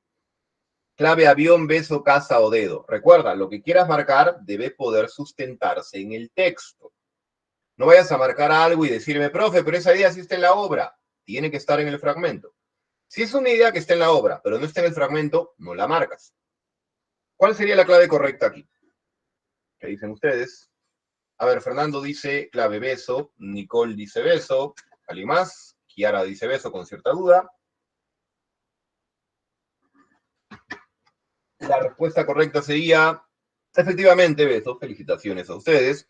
La voluntad de Dios es la fuerza definitiva que guía el destino de los hombres. Bueno, lo había dicho antes yo, ¿no? Nadie puede conocer la voluntad divina, nadie puede predecir el futuro. Lo que Dios ha decidido para cada uno de nosotros es una incógnita absoluta. Y claro, también es lo que dice Clarín al final, ¿ok?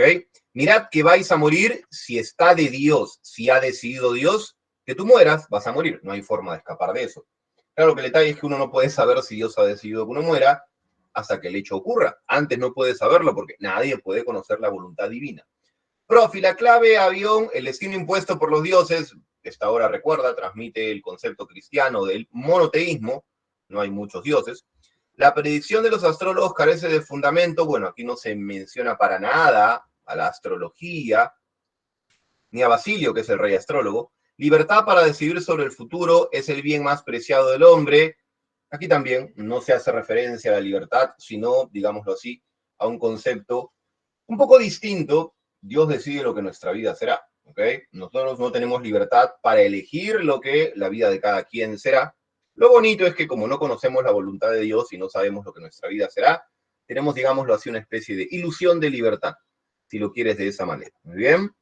A ver, vayamos con lo que vendría a ser... Bueno, aquí tenemos un fragmento, el monólogo más famoso de Segismundo. Cuidado, el monólogo es una técnica, un recurso formal que se utiliza mucho en esta obra, y los monólogos de Segismundo son dos. Uno tiene que ver con el tema central, la realidad y la ficción, que es la vida un frenesí, que es la vida una ilusión, una sombra, una ficción. Hay otro monólogo que tiene que ver con un tema secundario, el libre albedrío, la libertad. Hay un monólogo en donde Segismundo dice, si soy un ser con raciocinio, con alma, con espíritu, porque tengo menos libertad que un pez que va por las aguas o que un ave que surca los cielos. Un monólogo para el tema central, la realidad y la ficción. Otro monólogo para un tema secundario, el libre albedrío. Muy bien. A ver, continuemos. Vamos a hablar ahora de la narrativa en la Edad de Oro. O mejor dicho, la épica en la Edad de Oro. Para San Marcos la novela es género épico. Cuidado, existían distintos tipos de novela en la Edad de Oro. La novela de caballerías, un caballero andante realizando hazañas. La novela pastoril, pastores contando, narrando sus penurias de amor. La novela morisca, que te mostraba musulmanes y españoles conviviendo de manera armoniosa, lo que en la realidad, por cierto, no pasaba. O también la novela bizantina, dos amantes que eran el uno para el otro, se separan, viven muchas penurias y al final siempre se reúnen. Pero el detalle con la novela de caballerías, pastoril, morisca y bizantina es que estos cuatro tipos de novelas no te mostraban la realidad tal cual era, sino que la idealizaban, te mostraban una realidad que era mucho más bonita que lo que existe verdaderamente en el mundo. En la novela, por ejemplo, morisca, españoles y musulmanes conviviendo de manera amigable, pero en la realidad eso no era así, los españoles y los cristianos, españoles y musulmanes se odiaban a muerte. Así que la novela de caballerías, morisca, bizantina y la novela pastoril idealizan la realidad. Felizmente luego aparecerá una novela, la novela picaresca, que será un golpe de realidad en la literatura española. Porque sabemos que un rasgo de la novela picaresca es mostrar la realidad tal cual es. Si en la realidad de la España renacentista los curas son gente despreciable en muchos casos, pues así los voy a mostrar.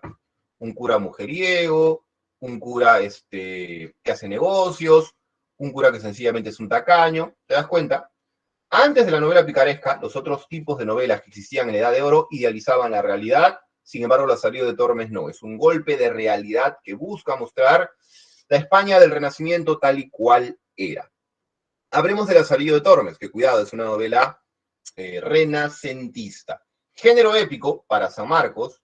Dentro de Trilce utilizamos la clasificación en 5 géneros, diríamos género narrativo, pero para San Marcos ya sabes que es género épico. La obra es intencionalmente anónima. ¿Por qué? Porque un tema secundario de esta novela es el anticlericalismo, la crítica a la iglesia. El autor fue bastante consciente y dijo, si yo en esta obra critico a la iglesia y publico la obra con mi nombre y apellido, la iglesia me va a perseguir. Yo no quiero eso. Que la obra sea anónima para que la iglesia no me encuentre si intentan buscarme. Felizmente lo logró. La obra sigue siendo anónima, nunca se descubrió al autor. Género épico para San Marcos, ¿ok? Aquí en Trilce, género narrativo, especie, novela picaresca, la primera novela picaresca de la literatura universal. En cuanto al lenguaje, un lenguaje sencillo, claro, algo propio del Renacimiento, sencillez y claridad. Un lenguaje que por momentos puede dar lugar a cierta vulgaridad, porque el ciego, por ejemplo, a veces utiliza lisuras para reclamarle al Lazarillo cuando lo engaña. Se emplea la llamada forma autobiográfica. Profe, ¿qué es la forma autobiográfica? Contar la historia desde la primera persona, desde el yo, y lo que te voy a contar es mi vida. Entonces, tú lees una autobiografía y vas a encontrar a alguien que desde el yo te cuenta su existencia.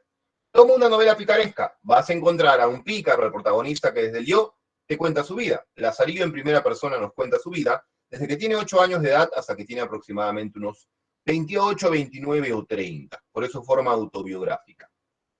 Recuerda que hay humor, hay sátira, hay burla de ciertos efectos propios de la España del siglo XVI.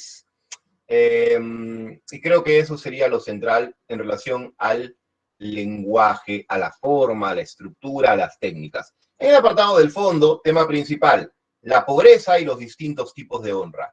Recuerda, el pícaro es un antihéroe, es alguien que vive pisoteando los principios éticos. ¿Por qué? Porque más importante que respetar la moral es sobrevivir a la pobreza. Y si para subsistir tengo que robar, estafar y engañar, pisoteando los principios morales, pues lo hago. ¿Ok?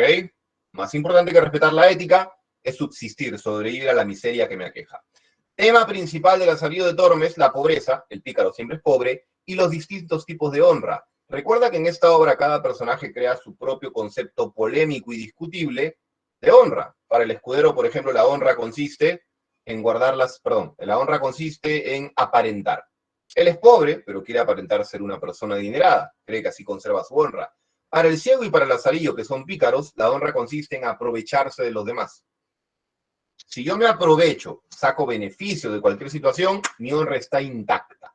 Un pícaro vive aprovechándose de los otros. Así que, temas principales, la pobreza y la honra. Profe, un tema secundario, el anticlericalismo o la oposición de clases sociales. Recuerda que en Lazarillo de Tormes solo hay 2 clases sociales. No hay clase alta, hay clase media, el arcipreste, el clérigo, el alguacil, y clase baja, el ciego, el escudero, Lazarillo. Esas son las clases sociales opuestas, porque la clase media experimenta comodidades económicas y la clase baja dificultades a nivel económico. Muy bien.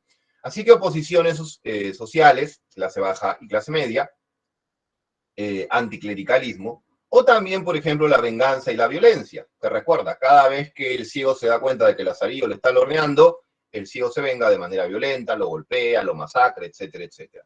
Cuidado, la obra tiene un prólogo y 7 tratados, pero no creas que son 7 los amos de Lazarillo. No vincules la cantidad de tratados, que es como decir capítulos, con la cantidad de amos. Son 9 amos, solo 7 tratados. Aquí tienes una lista que incluye a los 9 amos de Lazarillo. Sí, están los 9.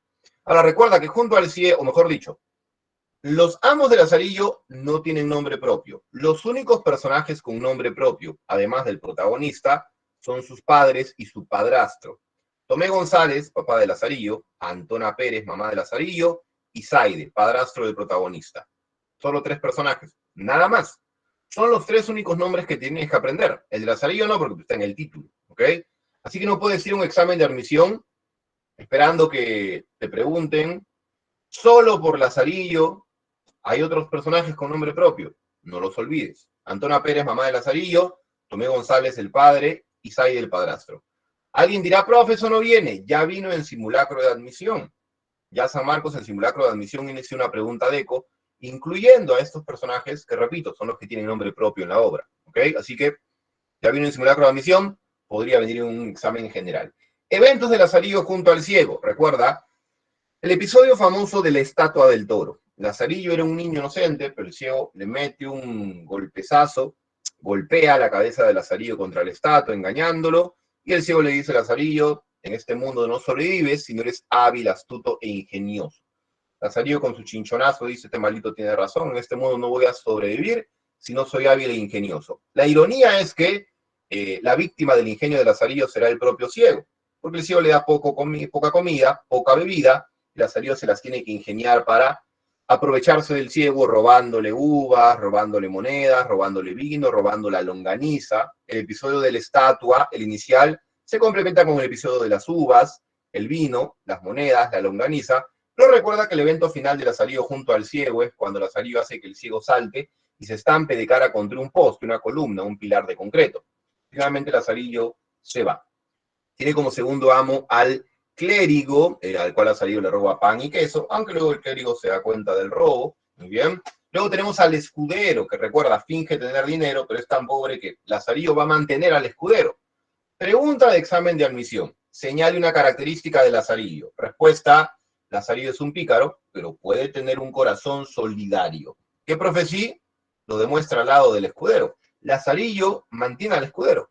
Lazarillo va a mendigar, consigue carne, pan, queso, y lo comparte con el escudero. ¿Por qué? Porque Lazarillo sabe lo que es sentir hambre. Así que cuidado, Lazarillo demuestra que tiene un corazón solidario junto al escudero. Lo que, claro, hace de este personaje un personaje bastante complejo, ¿no? El pícaro se aprovecha de los demás, pero este pícaro también puede ser solidario, puede ayudar a los otros, algo que, por cierto, solo hace con el escudero. El fraile, ya sabes, que tenía relaciones cercanas con algunas mujeres, y es el que le regala a Lazarillo sus primeros zapatos. El buldero, alguien que lucraba con la fe ajena, vendiendo papelitos, que si los comprabas ya no ibas al infierno. El capellán, alguien que le da a Lazarillo. Cuidado, no está en orden, no están, a lo mejor lo coloco yo en orden para evitar confusiones. Un ratito no han colocado en orden los amos, ahora lo corrijo. A ver, estábamos aquí, muy bien, ya. Ciego, clérigo, escudero, fragu, ya. Aquí hay un error, el pintor es primero, ¿ok? Y el capellán es después. Ya, ahora sí. Muy bien, entonces luego está el pintor de panderos, que era el apelativo en aquella época para los proxenetas. El capellán que le da a Lazarillo un burrito, cántaros de agua. Lazarillo al fin puede ahorrar para comprarse un mejor atuendo y aparentar ser un hombre de bien. El alguacil, una especie de policía de la época. Y finalmente el arcipreste. Recuerda, Lazarillo se va a casar con la criada del arcipreste. Básicamente sabemos que no es criada, es la amante de este cura. Y de hecho, la obra va a terminar con Lazarillo entre 27 y 30 años defendiendo a su mujer de los disquerrumores. Los amigos de Lazarillo le dicen: oye, pero Lazarillo, tu mujer va en las noches al convento, sale con la ropa movida, despeinada, sonriente. Lazarillo dice: no, no se confundan, son rumores, mentiras, bla, bla, bla. Lazarillo sabe lo que ocurre, es demasiado inteligente como para no saberlo, pero lo niega por todos los medios. Así que la obra termina así, con Lazarillo teniendo estabilidad económica, porque básicamente él trabaja pregonando vinos, y también se dedica a pregonar los delitos de aquellos criminales que son azotados o ahorcados. Así que pregona vinos, pregona delitos al servicio del arcipreste. Y bueno, la disquecriada del arcipreste es la esposa de Lazarillo. Recuerda que esta obra tiene estilo epistolar porque está escrita como una carta que Lazarillo le envía a alguien que le habría preguntado: oye, Lazarillo, ¿cómo es esto que tu mujer se acuesta con el arcipreste? Lazarillo habría decidido contarle su vida y al final abordar ese tema tan polémico. Muy bien. Ok, hablemos ahora de lo que es Don Quijote de la Mancha. Cuidado. Novela del siglo XVII, novela barroca. Género épico para San Marcos, entre ese género narrativo. Novela, recuerden, en cuanto a su estructura, dos partes. La primera tiene 52 capítulos, la segunda 74. San Marcos no es tan chinchosa pidiéndote que recuerdes el número, pero debes recordar la proporción. Menor cantidad de capítulos para la primera parte, mayor cantidad de capítulos para la segunda. 52, 74. Don Quijote sale de la Mancha en 3 ocasiones. En la primera parte sale en 2 veces. En la segunda parte nos muestran su tercera y última salida. Ahora, en cuanto a, bueno, hablé el género, hablé la especie, la estructura también, el lenguaje. Cuidado, en la novela Don Quijote de la Mancha tenemos el llamado estilo cervantino. ¿Qué es el estilo cervantino? La mezcla de 3 lenguajes, 3 registros, 3 maneras de expresarse. El estilo cervantino está conformado por el lenguaje narrativo, de la voz que relata los hechos, el lenguaje señorial, elegante de Don Quijote, y el lenguaje coloquial campechano popular de Sancho Panza, que habla empleando jergas, por ejemplo. Repito, estilo cervantino, se complica la expresión de esta obra, el estilo, mezclando un lenguaje narrativo, señorial y popular. No te olvides que en esta obra hay constantes antinomias, oposiciones, presentes ya en el tema central, idealismo versus materialismo, Pero Sancho Panza y Don Quijote también se oponen en la clase social, baja para Sancho Panza, alta para Don Quijote, se oponen en el lenguaje popular para Sancho Panza, señorial para Don Quijote, se oponen en la condición mental, cordura para Sancho Panza, locura para Don Quijote, se oponen en la psicología, una manera de pensar materialista para Sancho Panza y una idealista para Don Quijote. En cuanto a las aventuras, en la primera salida Don Quijote está solo. Solo hay 3 aventuras. La aventura en donde lo arman caballero en una venta, luego tienes la aventura en donde trata de ayudar a un muchacho llamado Andresillo y solamente consigue que golpeen más a Andresillo, y la aventura en donde unos mercaderes lo golpean. Y bueno, un vecino de Don Quijote lo devuelve a La Mancha. Luego Don Quijote va y le pide a su vecino Sancho Panza que vayan a vivir aventuras. Sancho Panza no quiere ir, pero Don Quijote lo convence interesándolo en bienes materiales. En la segunda salida tienes la aventura de los molinos, que Don Quijote confunde con gigantes, la aventura de las ovejas y carneros, que Don Quijote confunde con un enfrentamiento entre un ejército de musulmanes y cristianos. También tienes la aventura en donde Don Quijote hace una penitencia en Sierra Morena, una zona solitaria y montañosa, esperando que Dulcinea del Toboso le envíe una carta, dándole permiso para acabar con su penitencia y su ayuno en Sierra Morena. Pero bueno, en algún momento unos curas van a terminar golpeando a Don Quijote, que creía que ellos estaban raptando a una princesa, cuando solo estaban haciendo la procesión de una virgen. Don Quijote termina con la clavícula rota, Sancho Panza tiene que devolverlo a La Mancha. La primera parte termina así, Don Quijote regresa a La Mancha para sanar sus heridas. En la segunda parte se va a mostrar la tercera y última salida. Sansón Carrasco, bachiller amigo de Don Quijote, le dice que, bueno, se ha publicado un libro que cuenta sus aventuras y que la gente quiere leer el segundo tomo del libro y que Don Quijote debe salir a vivir aventuras para que alguien escriba el segundo tomo de esa obra. Don Quijote sale con Sancho Panza, pero recuerda que esto era un plan de Sansón Carrasco. Él piensa disfrazarse de caballero, buscar a Don Quijote, derrotarlo y así obligarlo a que vuelva a La Mancha y no viva aventuras. El plan sale mal porque Sansón Carrasco se disfraza de Caballero de los Espejos, también conocido como Caballero del Bosque, pero Don Quijote lo derrota.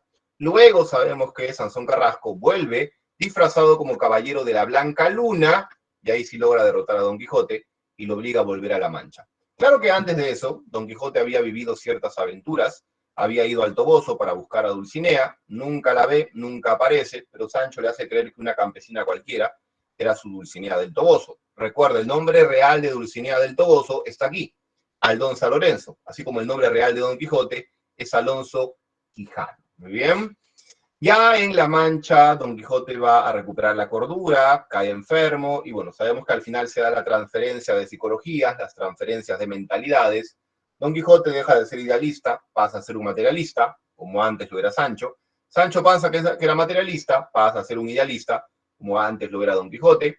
Finalmente Don Quijote fallece. Muy bien. No olvidar que en la segunda parte, en la tercera salida, se da la aventura de la ínsula Barataria, la única aventura protagonizada solo por Sancho Panza, cuando unos duques lo hacen gobernador. Repito, la ínsula Barataria, aventura de la tercera salida, en la segunda parte, protagonizada por Sancho, unos duques lo hacen gobernador de un pueblo.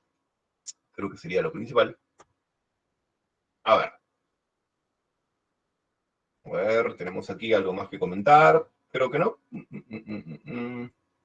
No te olvides que la novela Don Quijote de la Mancha inicialmente fue escrita como una parodia, una imitación burlesca de los libros de caballerías. Tienes aquí algunos temas adicionales, la realidad que percibe Sancho Panza, que está de acuerdo, la ficción que proyecta Don Quijote a través de su locura, donde hay molinos en la realidad, él proyecta una ficción, gigantes. Donde hay ovejas y carneros en la realidad, Don Quijote proyecta una ficción, un ejército de musulmanes y cristianos. La libertad que Don Quijote quiere ejercer para hacer de su vida lo mejor que parezca, la justicia, ideal que Don Quijote defiende, al igual que el ideal de bondad, quiere instaurar un reino del bien, y el ideal del amor, quiere dedicarle sus hazañas a su amada Dulcinea del Toboso, la amistad que existe obviamente entre Don Quijote y Sancho. Muy bien. Bueno, aquí también hay algunas cosas adicionales.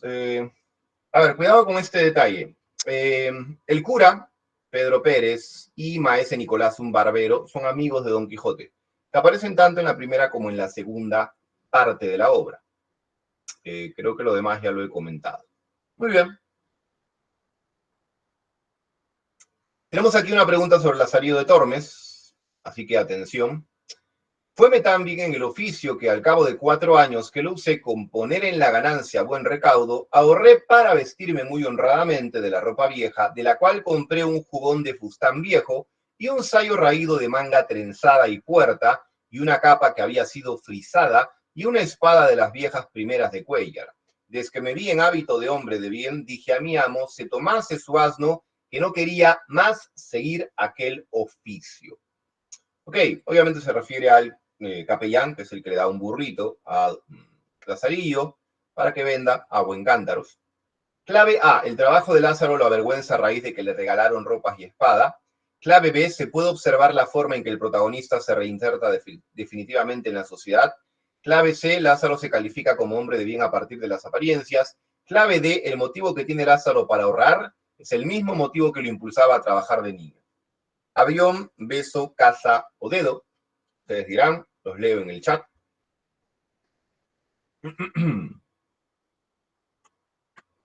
¿Qué dicen ustedes? Avión, beso, casa o dedo.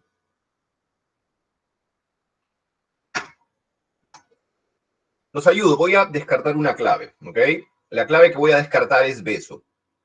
¿Por qué? Escucha bien, durante toda la obra, Lazarillo había sido un personaje marginal. Existía al margen de vínculos sociales, porque no tenía familia, y la familia es el núcleo social. Lazarillo durante toda la obra había sido un personaje marginal, sin vínculos sociales, no tenía familia, pero al final de la obra Lazarillo se reintegra a la sociedad. ¿Por qué? Porque se casa con la criada. Y recuerda, no es necesario tener hijos para decir que posees una familia. Si tú te casas, ya eso es una familia, sin necesidad de hijos. Así que Lazarillo durante toda la obra había sido un marginal, vivía al margen de vínculos sociales, no tenía familia, pero al final de la obra Lazarillo se reintegra a la sociedad, porque al casarse con la criada, restablece una familia. Y si tienes familia, pues no existes al margen de la sociedad, porque la familia es el núcleo social.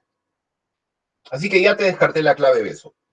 ¿Cuál sería la clave? Avión, casa o dedo. A ver, Anderson dice que podría ser dedo. ¿Alguien más que quiere intervenir reforzando la clave dedo o proponiendo otra? Dedo también dice Fernando. ¿Alguna otra clave? Casa, dice Nayeli. Casa, Brit, ya empezó la discusión. Hay Team C, Team D, Civil War. La respuesta vendría a ser casa. Profe, ¿por qué? A ver, primero descartemos la clave avión. El trabajo de Lázaro lo avergüenza a raíz de que le regalaron ropas y espada. Nadie le ha regalado nada, él se ha comprado esa ropa y esa espada. Muy bien. Clave casa y clave dedo. Descartemos la clave dedo. El motivo que tiene Lázaro para ahorrar es el mismo motivo que lo impulsaba a trabajar de niño. Ahorré para vestirme muy honradamente. Un momento. Lázaro de niño trabajaba para comprarse ropa. Lázaro de niño trabajaba para sobrevivir, para comer. Así que cuidado, cuidado. Lazarillo no es que de niño haya sido, no sé, pues un posero, que haya trabajado para tener un mejor atuendo, una mejor pinta, no. Lazarillo de niño trabajaba para comer. Pero aquí te dice que no, él está ahorrando para vestirse bien. Y sabemos que ese no era el motivo que impulsaba los trabajos de Lazarillo en su niñez. En su niñez él quería subsistir. La clave sería casa. Ahorré para vestirme muy honradamente, ¿ok? Desde que me vi en hábito de hombre de bien, estoy sustentando con base en el fragmento la clave casa. ¿Se dan cuenta? Pero bueno, que se hayan quedado entre casa o dedo igual es positivo. Entre una de esas dos estaba la clave. Muy bien. A ver, pregunta número 2. El Caballero del Bosque es, clave A, uno de los títulos que se adjudica a Don Quijote. Clave B, quien derrota a Don Quijote al final de la obra. Clave C, el apelativo de Cide Hamete Benengeli. Clave D, otra denominación para el Caballero de los Espejos. Te descarto una clave. Voy a descartar la clave casa. Profe, ¿quién es Cide Hamete Benengeli? Cuidado porque esto vino en examen de admisión. San Marcos preguntó, ¿quién es el supuesto autor de Don Quijote de la Mancha? ¿Quién es el presunto autor de Don Quijote de la Mancha? ¿Quién es el autor ficticio de Don Quijote de la Mancha? Si te digo quién es el presunto, supuesto, ficticio autor de Don Quijote, no me puedes decir Cervantes. Cervantes es el autor real. El presunto, supuesto, ficticio autor de Don Quijote de la Mancha es Cide Hamete Benengeli. ¿Por qué? Porque cuando tú estás leyendo Don Quijote, en el capítulo 9 de la primera parte, el narrador te dice, lector, un momento, yo no he escrito esta obra en realidad le pertenece a Cide Hamete Benengeli, un historiador árabe. Yo me la encontré en un mercado de Toledo, compré la obra, pedí que me la tradujeran al español y yo voy comentando lo que leo. Pero lector, yo no soy el autor de esta obra le pertenece a Cide Hamete Benengeli. Así que, supuesto, ficticio, presunto autor de Don Quijote de la Mancha, Cide Hamete Benengeli, el autor real es Miguel de Cervantes. Cuidado, esto viene en el examen de admisión. A ver, veo que han colocado la clave D, gracias por intervenir. La respuesta es correcta. Efectivamente, cuando Don Quijote se encuentra a un caballero en plena noche, escucha que ese caballero dice: yo he derrotado a los más grandes guerreros, he derrotado a Tirante el Blanco, Elianís de Grecia, he derrotado a la Maíz de Gaula, he derrotado a Don Quijote de la Mancha. Y Don Quijote, que está ahí escuchando, lo dice: oye, ¿qué? Pero a mí nadie me ha derrotado. Va y le reclama: oye, ¿tú qué dices? Que me has derrotado. Pero como es noche, estamos en el bosque y no hay luna llena, todo está oscuro. Por eso Don Quijote llama al caballero caballero del bosque, porque como no lo ve, solamente apela al lugar en donde está, caballero del bosque. Ya cuando al día siguiente se van a enfrentar, en plena luz de la mañana, Don Quijote ve al caballero del bosque y se da cuenta de que su plectro, el pecho de su armadura, está lleno de espejos, y lo empieza a llamar caballero de los espejos. Así que excelente, bien por ustedes, la respuesta es dedo. Pregunta número 3. ¿Qué alternativa no se hace presente en el siguiente fragmento de la novela, El ingenioso hidalgo Don Quijote de la Mancha? A ver, perdóname, amigo, de la ocasión que te he dado de parecer loco como yo, haciéndote caer en el error en que yo he caído, de que hubo y hay caballeros andantes en el mundo. Ay, respondió Sancho llorando, no se muera vuestra merced, señor mío, si no tome mi consejo y viva muchos años, porque la mayor locura que puede hacer un hombre en esta vida es dejarse morir sin más ni más, sin que nadie le mate, ni otras manos le acaben que las de la melancolía. Mire, no sea perezoso, sino levántese de esa cama y vámonos al campo vestidos de pastores, como tenemos concertado. Quizás tras de alguna mata hallaremos a la señora Dulcinea desencantada. Que no haya más que ver. Si es que se muere de pesar, si es que se muere de pesar de verse vencido, écheme a mí la culpa, diciendo que por haber yo cinchado mal a Rocinante, le derribaron. Cuanto más que vuestra merced habrá visto en sus libros de caballerías, ser cosa ordinaria derribarse unos caballeros a otros, y el que es vencido hoy, ser vencedor mañana. O sea, usted lo han derrotado ahora, pero usted puede derrotar a esa persona mañana. Clave A para Sancho, la peor. Cuidado, que alternativa no se hace presente. Hay que marcar una afirmación que no coincida con el fragmento.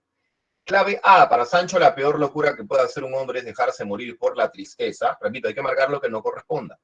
Clave B, la derrota es el motivo por el que Don Quijote está muriendo y Sancho busca convencerlo de que no es su culpa. Clave C, la vida de pastores es comparable a la vida de caballería por la presencia de lo idealizado. Clave D, Alonso Quijano se ha tornado realista y reconoce que los ideales caballerescos no existen. Muy bien, ¿cuál sería la respuesta correcta? Avión, beso, casa o dedo. ¿Alguna idea? Avión, beso, casa o dedo. Casa nos dice Nayeli. ¿Alguna otra idea?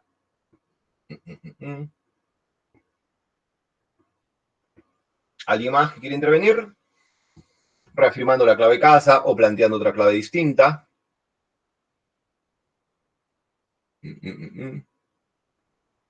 C también dice Roger, también Carlos C. La respuesta correcta vendría a ser, lo que no corresponde es beso. Profe, ¿qué demonios? Descarto la clave casa, que es la que muchos estaban pensando marcar. La vida de pastores es comparable a la vida de caballería por la presencia de lo idealizado. La respuesta es sí. Profe, ¿qué tienen en común la vida de los pastores y la vida de los caballeros? ¿Qué ideal tienen en común? Ese ideal llamado amor.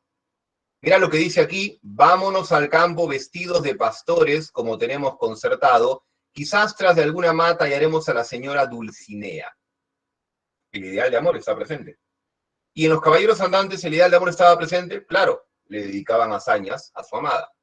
Además, en las novelas pastoriles, porque lo que está proponiendo aquí Sancho Panza es, ¿sabes qué? Ya no vamos a imitar a caballeros andantes, ya no vamos a imitar novelas de caballerías. Hay que imitar las novelas pastoriles. En las novelas pastoriles, el pastor se dedica a lamentar el ideal de amor. En las novelas de caballerías, el caballero andante dedica hazañas a ese ideal de amor encarnado por una mujer.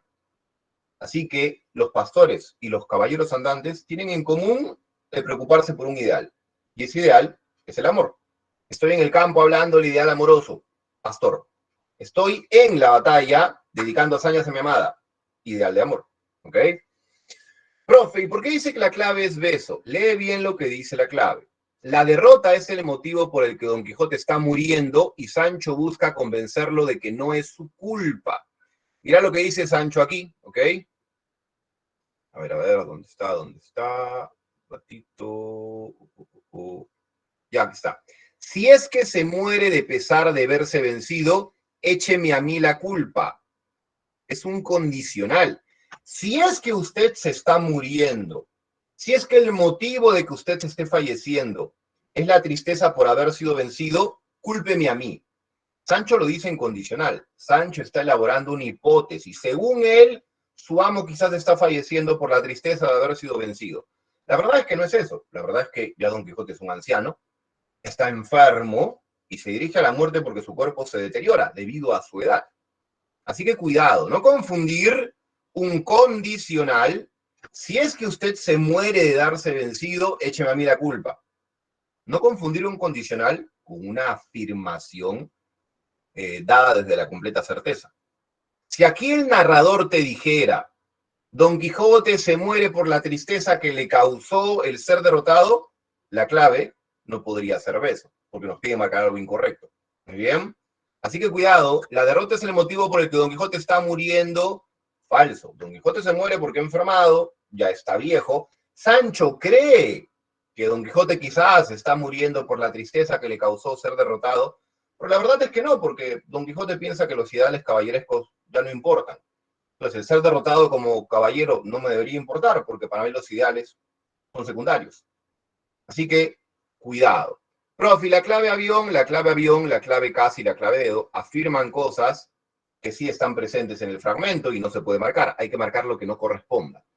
Muy bien, la pregunta 4. Lee el siguiente fragmento de Lazarillo de autor anónimo y señala a qué amo hace referencia. Los voy a ayudar, ¿ok? Era de mañana cuando mi tercero amo. No leas nada más. ¿Quién es el tercer amo de Lazarillo? Repito, no leas nada más. ¿Quién es el tercer amo de Lazarillo? Pregunta para ustedes. ¿Quién es el tercer amo de Lazarillo? ¿Alguna idea? ¿Quién es el tercer amo de Lazarillo? Cuidado porque esto a veces también ocurre en exámenes de admisión. ¿Eh? Te ponen una pregunta con un párrafo grandazo. Tú lees y te das cuenta de que bastaba con leer las dos primeras líneas para dar con la clave. Y aquí, bueno, ni siquiera hay que leer la línea completa. Con leer esto es suficiente. ¿Ok? ¿Quién es el tercer amo de Lazarillo? ¿Alguna idea? Mira que los primeros amos son los que más debes recordar. D, dice Kiara. ¿Alguien más que quiere intervenir? D, dice Anderson. Ok, la respuesta es correcta. Efectivamente, recuerda, ciego, primer amo, segundo amo, el clérigo, tercer amo, el escudero. Y son de los que más se habla, porque son de los que más narra cosas Lazarillo en la obra. Así que te das cuenta, cuidado con las preguntas tipo deco, porque puede ocurrir este caso. Te colocan un párrafo largazo, pero con la mitad de la primera línea ya tienes la clave correcta. ¿Para qué vas a leer más? La clave es dedo. Muy bien, nos olvidamos de la Edad de Oro, del Renacimiento, del Barroco. Hablemos del Romanticismo. Cuidado, el Romanticismo surge en Alemania, poquito después en Inglaterra, surge durante fines del siglo XVII, aunque el auge, la máxima expresión, la mayor calidad de la literatura romántica se alcanza en la primera mitad del siglo XIX. Desde fines del siglo XVIII hasta mitad del siglo XIX se desarrolla el movimiento romántico. Cuidado, recuerda que antes del romanticismo existía un grupo de precursores denominado el Sturm und Drang. Sturm und Drang es el grupo de escritores alemanes a los que se les considera precursores del movimiento romántico. Antes de que el romanticismo apareciera con todas sus características, teníamos al Sturm und Drang en Alemania. El líder del Sturm und Drang fue Johann Wolfgang Goethe, que más adelante se convertiría en el máximo romántico de toda Europa. No te olvides, los románticos son idealistas. Ellos están imaginando constantemente un mundo ideal, un mundo superior, que sea mejor que el mundo en el cual les ha tocado vivir. Profe, ¿cómo sería un mundo ideal? ¿Qué características tendría ese mundo superior para los románticos? Para los románticos, un mundo ideal, un mundo superior, sería un mundo en el cual se respete el ideal más importante, la libertad. Profe, ¿por qué a los románticos les importa mucho la libertad? Esto debido a una influencia de un acontecimiento histórico que ocurrió a fines del siglo XVIII, la Revolución Francesa. Fraternidad, igualdad, libertad. El anhelo de libertad hace que los románticos se opongan a un movimiento literario anterior. Pregunta para ustedes: ¿a qué movimiento literario se opone el romanticismo? ¿A qué movimiento literario se opone el movimiento romántico? Pregunta sencillísima, donde las haya. ¿A qué movimiento literario se opone el movimiento romántico? ¿Alguna idea, sugerencia, racionalismo? Cuidado, el racionalismo no es un movimiento literario. Que el racionalismo sea una característica interna al movimiento literario por el cual pregunto es otra cosa. Exacto, muy bien. Excelente. Los románticos surgen a fines del siglo XVIII para oponerse al neoclasicismo anterior. Y sí, como bien mencionaba Fernando, el neoclasicismo es muy racional, pero el nombre del movimiento es neoclasicismo, no racionalismo. Los románticos surgen a fines del siglo XVIII en Alemania para oponerse al neoclasicismo. ¿Por qué? Porque los neoclásicos planteaban reglas para escribir. ¿Ok? Pero hay un problema. Las reglas neoclásicas limitan mi libertad artística y al romántico nada le importa más que la libertad. Como tus reglas neoclásicas restringen, reducen mi libertad creativa, al demonio con tus reglas neoclásicas. Yo quiero exaltar el ideal de libertad. ¿Ok? Por ejemplo, libertad para que los sentimientos se expresen sin que la razón dificulte experimentar con intensidad los sentimientos o expresar de manera completa las emociones. Recuerda, mientras que los neoclásicos planteaban la razón domina los sentimientos, los románticos plantean lo inverso. Los sentimientos deben ser experimentados con toda intensidad y expresados con absoluta libertad sin que la razón lo impida. Sentimientos sobre razón. Eso plantean los románticos. Ahora recuerda, el romántico también es aquel autor que expresa libremente la identidad, lo que define la identidad de un individuo, sus emociones, su imaginación. Pero al romántico también le interesa expresar la identidad colectiva, y la identidad colectiva tiene que ver con los rasgos que definen a una nación. Cuidado, repito, el romántico quiere expresar libremente las características que definen la identidad de un individuo, su subjetividad, su mundo interno, sus emociones, pero también quieren expresar libremente la identidad colectiva nacional. Profe, si la identidad de un individuo se encuentra en su subjetividad, en su mundo interno, en sus emociones, ¿dónde se encuentra la identidad colectiva de la nación? En el pasado. Ya sea en el conjunto de hechos históricos que definen lo que la nación es hoy en día, o en el folclore, las leyendas populares. No es casualidad que Johann Wolfgang Goethe base su obra Fausto, una obra teatral, en una leyenda popular medieval sobre un pacto satánico. No es casualidad que el español Gustavo Adolfo Bécquer tenga una obra llamada Leyendas, narraciones basadas en los relatos orales fantásticos del folclore popular español. Así que recuerda, voy a expresar libremente la identidad de un individuo, su subjetividad, sus emociones. Voy a expresar libremente la identidad colectiva nacional, el pasado, el folclore, los acontecimientos históricos. La época histórica predilecta para los románticos era la Edad Media. Muy bien, a los románticos les gusta la naturaleza. ¿Por qué? Número uno, les gusta la naturaleza no restringida, encarcelada en un jardín en la ciudad, no. A los románticos les gusta ver la naturaleza en su libertad absoluta, en el campo. Por eso hay tantas obras románticas con escenarios rurales. Werther tiene un escenario rural, campestre. El escenario Walhem es un pueblito en contacto inmediato con el espacio natural. También los románticos utilizan la naturaleza para reflejar las emociones. El protagonista está feliz, mañana primaveral. El protagonista está triste, tarde con nubes grises, lluvia, tempestad. Creo que ya prácticamente he mencionado todo lo que estaba ahí. Bueno, ya sabes que dentro, en tu mundo interior, en tu subjetividad, además de tus emociones, importa tu imaginación. ¿Por qué? Porque básicamente la imaginación es distinta en cada persona. Y lo que te distingue de los demás te brinda identidad propia como individuo, te singulariza. En las obras románticas puede haber fantasía, como en las leyendas de Becker. ¿Por qué? Porque la fantasía es producto de ejercer libremente tu imaginación. Muy bien. Ya con eso creo que explico todo lo que está en la diapositiva. No te olvides, la idea del genio creador implica, voy a ejercer mi libertad creativa sin someter mi creatividad a ninguna regla. Genio creador, ejerzo mi libertad artística sin someter mi creatividad a ninguna regla. Muy bien. Bueno, antes de esto, rápidamente, Las cuitas del joven Werther, novela de Johann Wolfgang Goethe, pertenece para San Marcos al género épico, en Trilce sería género narrativo, una novela epistolar, porque Werther le escribe cartas a pregunta, ¿cómo se llama el mejor amigo de Werther al cual él escribe cartas? ¿Cómo se llama el mejor amigo de Werther al cual él escribe cartas? Excelente, Fernando Guillermo. Ahora, presta atención. Además de cartas a Guillermo, hay unas cuantas, pocas, pero hay cartas a Carlota y a Alberto. Hay un lenguaje lírico, poético y un tono emotivo. La obra está narrada desde la primera persona, por el propio Werther, porque obviamente uno escribe cartas en primera persona. Muy bien. Y claro, como Werther es tan intenso, tan romántico, tan apasionado, sencillamente el tono de sus cartas está plagado de emociones, de una fuerte emotividad, y a veces para plasmar sus emociones con más intensidad, Werther apela a las figuras literarias, creando así un lenguaje lírico, poético. La obra se divide en 3 secciones. En cuanto al fondo, el tema principal es el amor imposible de Werther por Carlota, que está comprometida y luego casada con Alberto. Temas secundarios, la naturaleza, que le agrada a Werther, camina por el campo en Walchen, o también la vida burguesa, con la cual Werther no coincide, porque recuerda, la vida burguesa está plagada de reglas, y Werther es un personaje romántico típico, él gusta de la libertad, él siente que las reglas burguesas restringen su libertad como individuo, muy bien.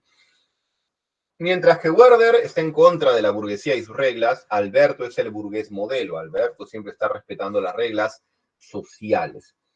El escenario recuerda a Walheim, escenario principal, es un pueblito cercano a la naturaleza. Weimar es un escenario secundario, una ciudad a la cual Werther viaja momentáneamente para intentar alejarse de Carlota, pero luego regresa. Sabemos que Werther, o la novela, transcurre en unos 8 meses, ¿ok? Desde aproximadamente fines de marzo hasta, desde abril hasta diciembre. Y lo que ocurre es que al final de la obra Werther se suicida poco antes de Navidad. Carlota llegó a sentirse atraída por Werther. ¿Por qué?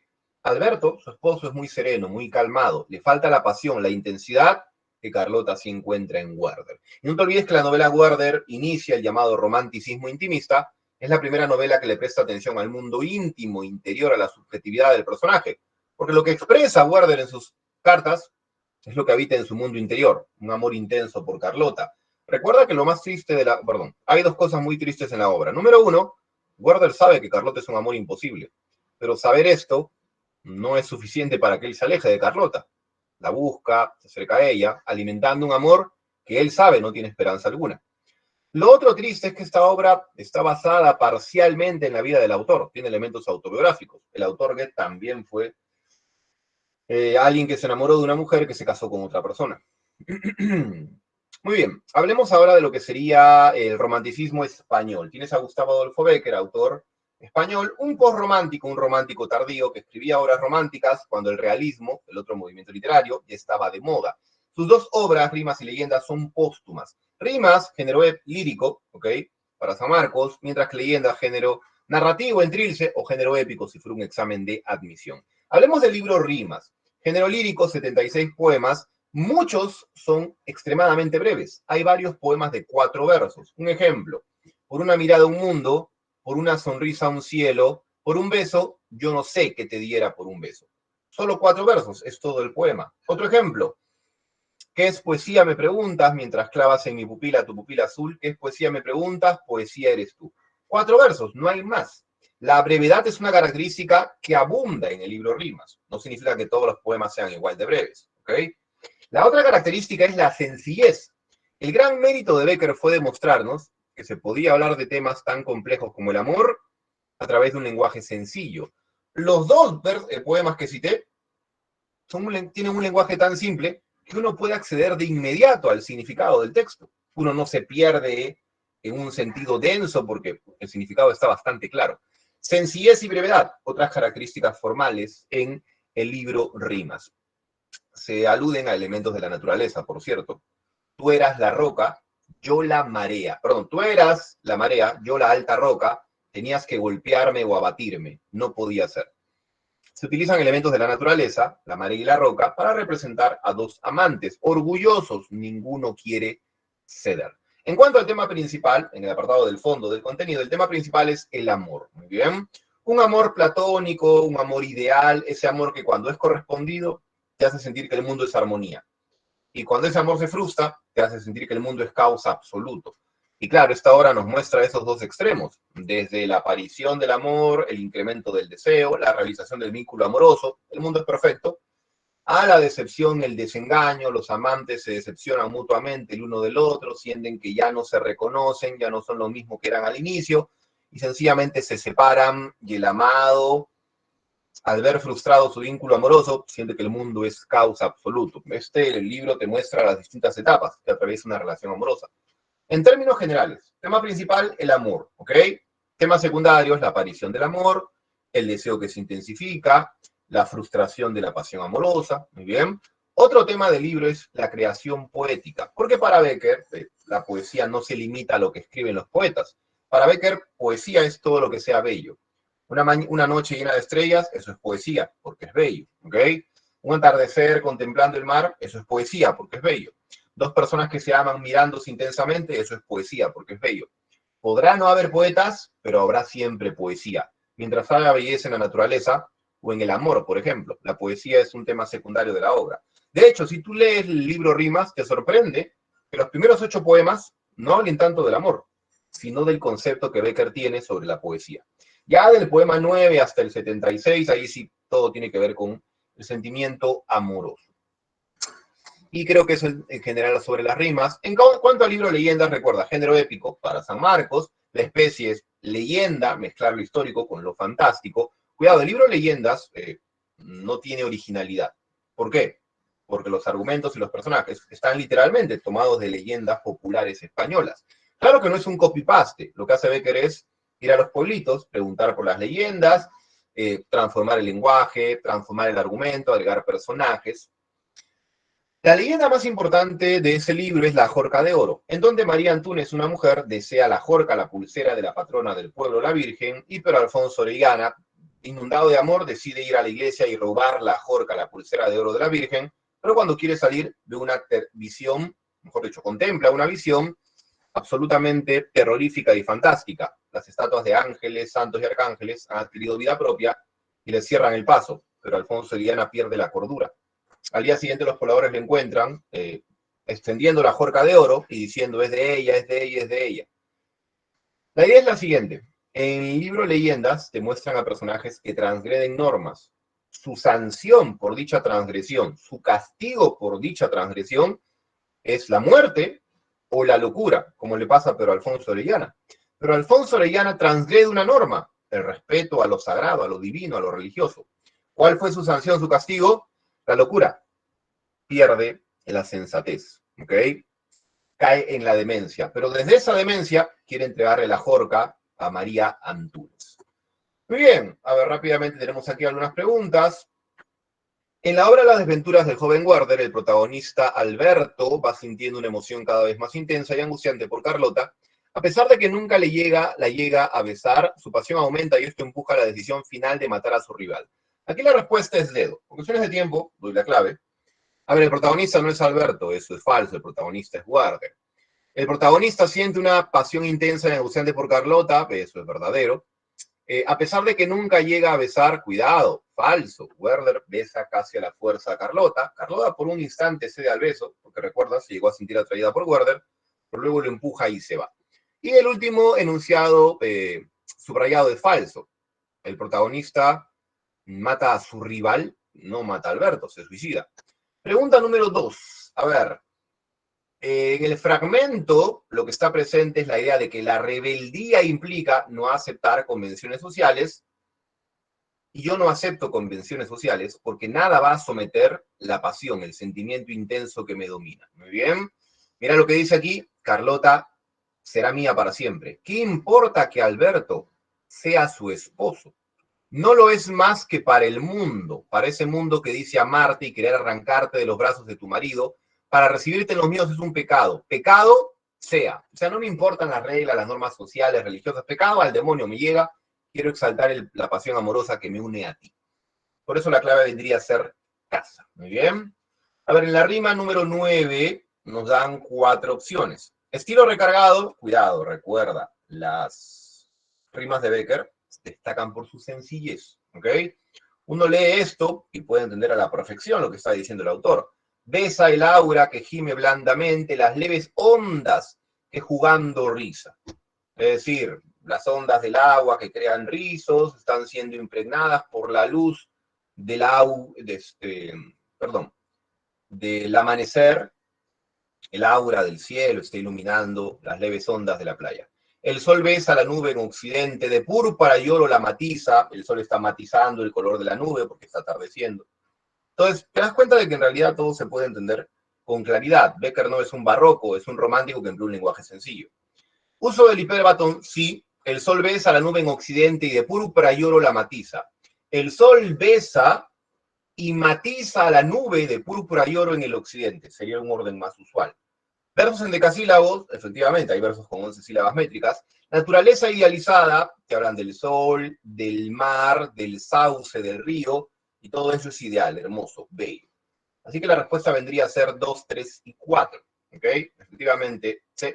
El enunciado 1 se descarta, no es un lenguaje recargado que no te permite entender el texto, es un lenguaje sencillo. Se aluden a varias cosas, pero con un lenguaje sencillo. ¿Ok? De hecho, creo que no hay ninguna palabra que resulte extraña. Besar, llama, desliza, sauce, inclinándose, peor, peso, río, besa, sol, nube, occidente, jugando, aura, gime. Si te das cuenta, son palabras que todos conocemos. Bueno, ahí tenemos algunas rimas adicionales. El realismo europeo. A ver, vamos a hacer lo siguiente. Voy a hablar sobre las características del realismo. Ya hablar sobre crimen y castigo lo dejo para la próxima clase, ¿sí? Igual doy las claves al final, pero crimen y castigo, la obra queda para la siguiente sesión. Hemos tenido hoy día que hablar del Renacimiento, Shakespeare, luego el Renacimiento en la Edad de Oro, luego el Barroco en la Edad de Oro, luego el Romanticismo. Por eso el tiempo nos ganó. A ver, el realismo surge en Francia, ocupa la segunda mitad del siglo XIX. El realismo está influenciado por el positivismo. El positivismo es la corriente filosófica que planteaba que las ciencias son lo más importante. Las ciencias importan porque, a través de la descripción y el análisis, nos brindan un conocimiento objetivo sobre la realidad. Los realistas escuchan esta afirmación del positivismo y dicen, bueno, si las ciencias son importantes porque describen, analizan la realidad, brindando un conocimiento objetivo sobre la misma, nosotros los escritores vamos a utilizar nuestras novelas para describir, analizar la realidad social y brindarle al lector un conocimiento objetivo, fidedigno, sobre la sociedad que habita. Por eso Flaubert te habla de la Francia de su tiempo, la describe, la analiza en Madame Bovary y te permite conocer dicho entorno social. Por eso Dostoyevsky habla de la Rusia de su tiempo, describe y analiza su sociedad y le transmite al lector un conocimiento objetivo, fidedigno, sobre el ambiente ruso en la sociedad del siglo XIX. ¿Ok? Descripción, análisis para brindar un conocimiento objetivo sobre una realidad social, que suele ser la realidad social inmediata, el espacio inmediato, cercano, el más próximo, la propia sociedad del autor. Sea Rusia en el caso de Dostoyevsky, Francia en el caso de Flaubert. Recuerda que se emplea la novela y sobre todo técnicas como el narrador omnisciente en tercera persona, sabe todo lo que ocurre en la historia, fuera y dentro de la mente de los personajes. También se emplea la técnica del tiempo cronológico. El tiempo avanza como una línea que siempre progresa hacia adelante, siguiendo la lógica del reloj. No hay saltos al pasado ni al futuro, eso viene luego, en la vanguardia, siglo XX, y aquí estamos en el siglo XIX. Recuerda que se emplea la llamada novela de folletín. Las novelas se publican semanalmente en un pequeño folleto que acompaña un periódico o revista de la época. Así se publicó Madame Bovary de Flaubert, Crimen y Castigo de Dostoyevsky. Se emplea un lenguaje sencillo, sobrio, no se recarga el lenguaje con gran cantidad de figuras literarias, no. El lenguaje es sencillo porque la idea es que si empleamos un lenguaje complejo, el lector no va a poder acceder de manera inmediata al conocimiento que le queremos brindar sobre la sociedad. Si empleamos un lenguaje sencillo, sobrio, que no apela a la excesiva ornamentación, si el lenguaje es sencillo, el lector va a poder acceder de manera inmediata al conocimiento que le queremos brindar sobre el entorno social en el cual él habita. La verosimilitud implica, lo que cuento en mi obra es creíble. ¿Por qué? Porque te plasmo la realidad de forma objetiva. Y si lo que plasma mi obra es lo que hay en el mundo real, pues mi obra es verosímil, creíble para el lector. Bueno, aquí solamente me limito a dar claves por cuestiones de tiempo. Mil disculpas. A ver, en la pregunta 1 la respuesta vendría a ser beso, capacidad de observación. Tengo que ser capaz de observar con detalle la realidad para luego describirla de manera fidedigna. En la pregunta 2, la respuesta vendría a ser tendencia a lo dramático. Esto es sencillo, por la gran cantidad de diálogos. Recuerda que aquí están conversando Rodion Raskolnikov con el juez Petrovich. Los diálogos son muy comunes en el género dramático. Las novelas de Dostoyevsky poseen una tendencia al dramatismo porque emplean el diálogo, principal recurso del género dramático. Por último, aquí la respuesta vendría a ser casa. El narrador presenta el conflicto interno del protagonista, Raskolnikov dudando sobre si matar a la usurera o no. ¿Por qué Raskolnikov duda? Porque él tiene dos éticas, dos facetas internamente. Un lado solidario, cristiano, humano, y un lado frío, intelectualista, despiadado. Como hay un conflicto entre sus dos lados, el bueno y el malo, duda sobre lo que va a hacer. Muy bien. Ok, chicos, repito, la próxima semana voy a hablar sobre crimen y castigo, es lo único que me está quedando pendiente. Les voy a dar las claves de la guía y de la práctica, así que por favor apunten. Muy bien. Empiezo con las claves de la práctica, repito, empiezo con las claves de la práctica. Práctica, pregunta 1, casa, pregunta 2, beso, pregunta 3, dedo, pregunta 4, beso, pregunta 5, casa, pregunta 6, beso, pregunta 7, casa, 8, casa, 9, casa y 10, casa. Repito, práctica, 1 casa, 2 beso, 3 dedo, 4 beso, 5 casa, 6 beso, de 7 hasta la 10, casa. Ahora vamos con la guía, las claves de la guía. 1 avión, 2 y 3 casa, 4 avión, 5 dedo, 6 beso, 7 avión, 8 beso, 9 casa. En la 10 hay doble clave, avión y casa. Perdón, avión y beso. Repito, 10 doble clave, avión y beso. Repito, las claves de la guía, 1 avión, 2 y 3 casa, 4 avión, 5 dedo, 6 beso, 7 avión, 8 beso, 9 casa. En la 10 doble clave, avión y beso. Ok, chicos, gracias por los 2 minutos extra a ustedes y también al tutor. Se cuidan, nos vemos hasta la próxima semana. Ahí hablo sobre crimen y castigo. Nos vemos, se cuidan. Hasta luego, chicos.